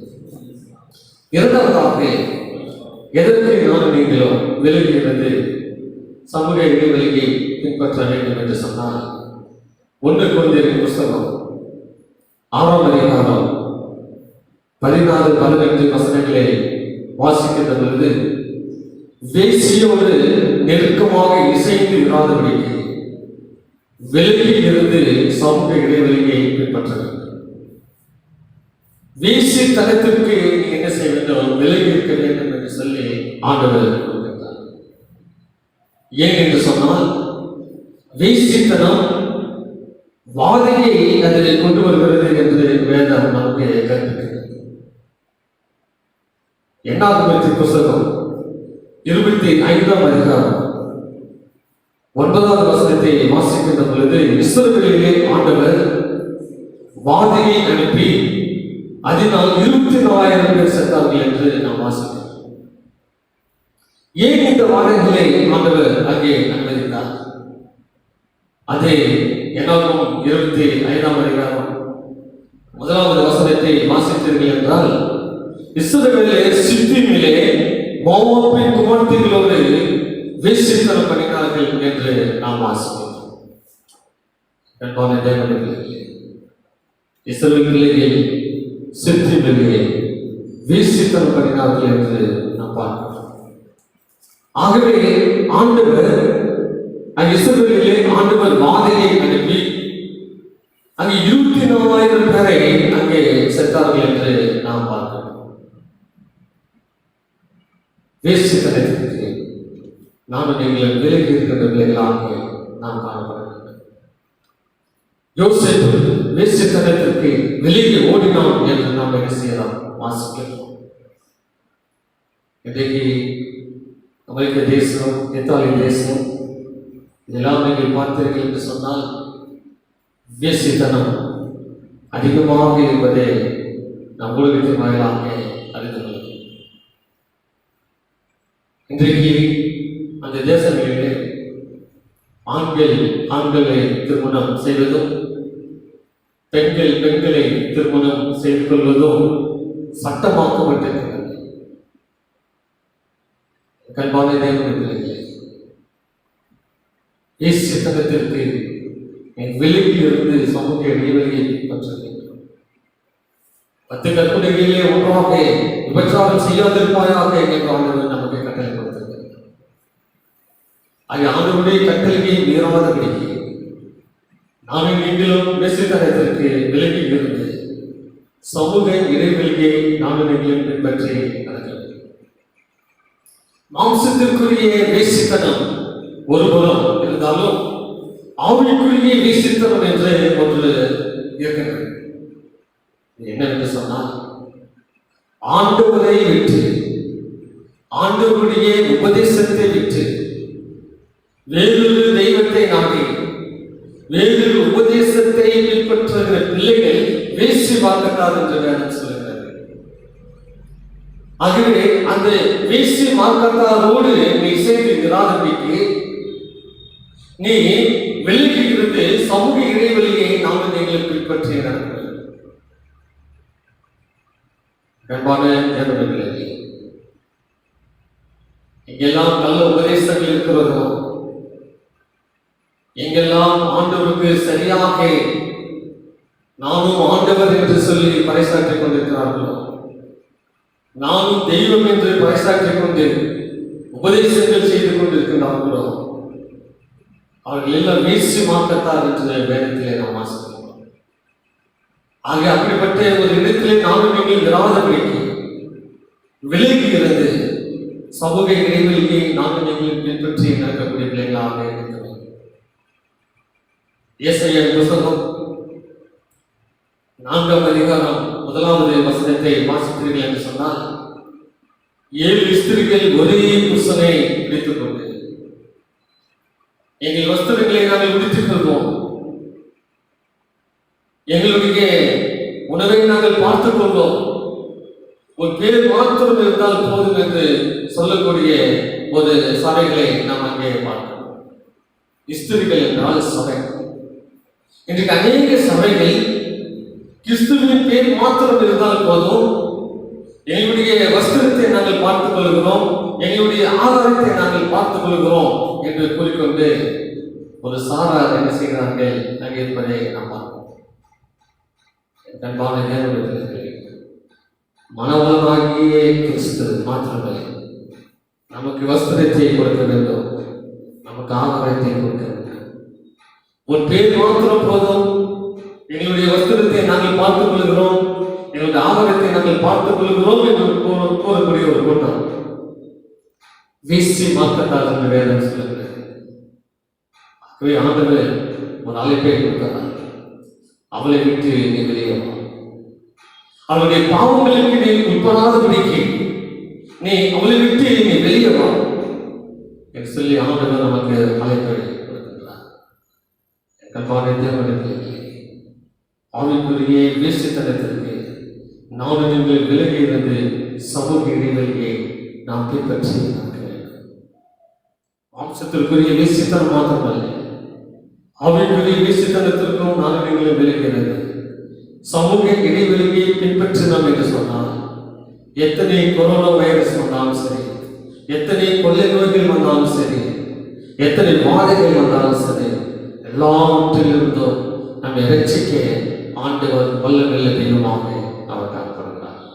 ஆகவே இந்த கொரோனா வைரஸின் தாக்கத்திலிருந்து தன்னை தற்காத்துக் கொள்வதற்கு நாம் எவ்வாறு சமூக இடைவெளியை பின்பற்றுகிறோமோ அதே போல மாம்ச வேசித்தனத்திற்கும் ஆவிக்குரிய வேசித்தனத்திற்கும் நாம் விலகிறது சமூக இடைவெளியை பின்பற்றுகிற பிள்ளைகளாக நாம் நீங்களும் காணப்பட வேண்டும்.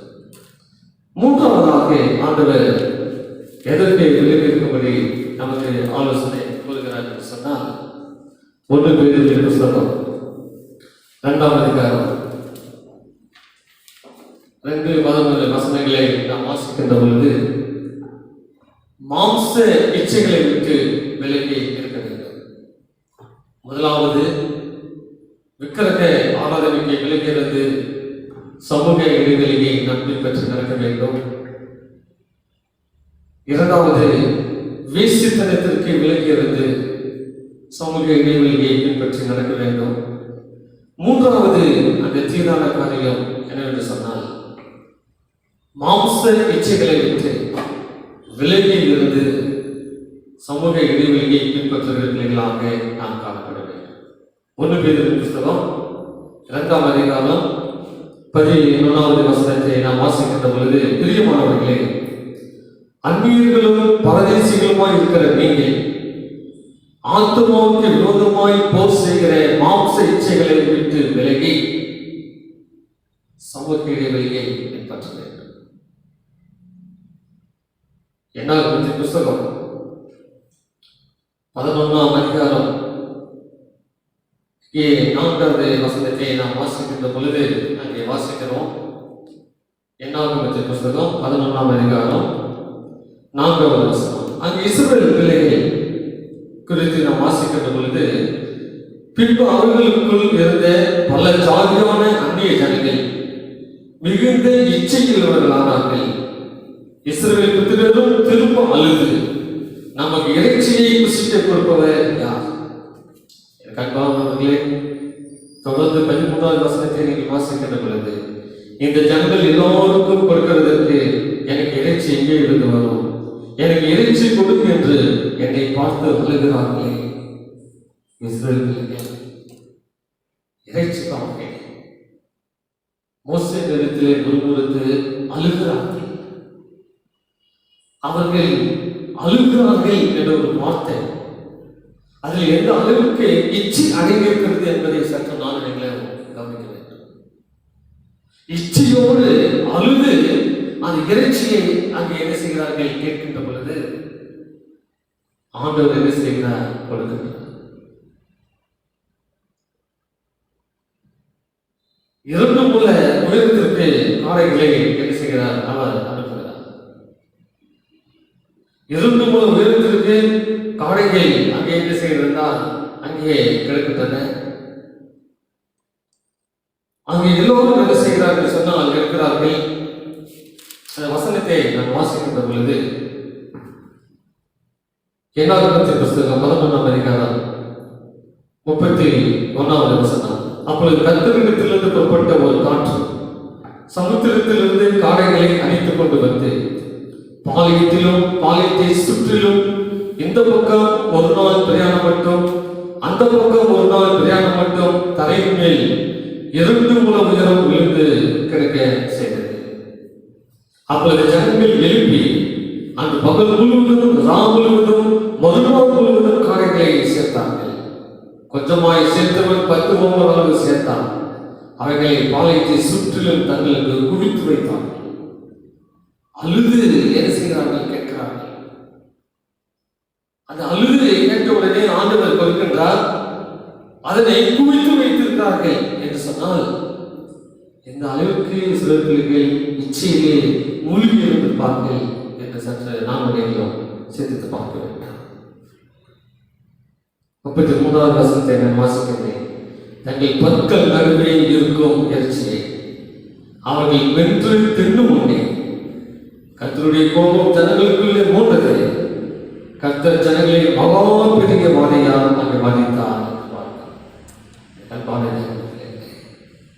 இச்சை வாதைகளை கொண்டு வரும், வேசித்தனம் வாதைகளை கொண்டு வரும், விக்கிரக ஆராதனை வாதைகளை கொண்டு வரும்.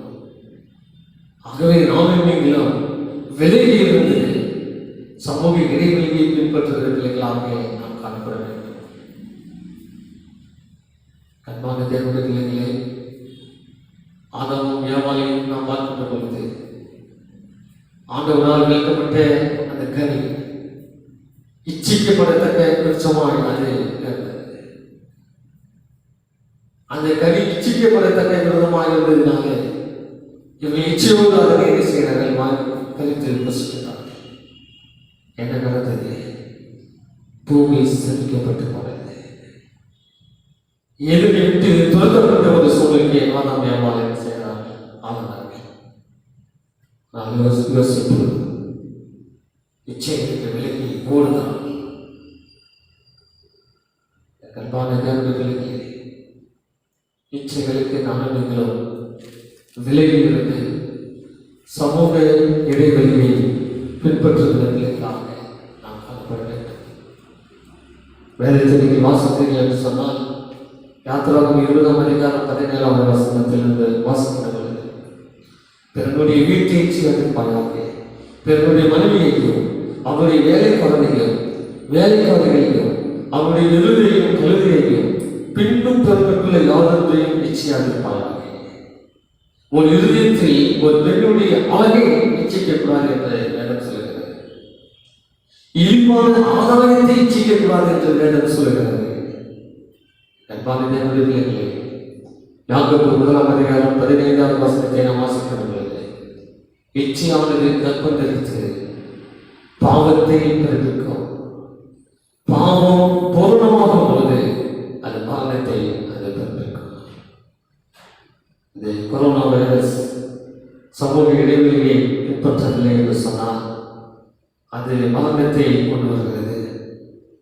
அதுபோல இச்சைக்கு விலகி இடைவெளியை கடைபிடிக்கவில்லை என்று சொன்னால் அது மரணத்தை அது கொண்டு வரும்.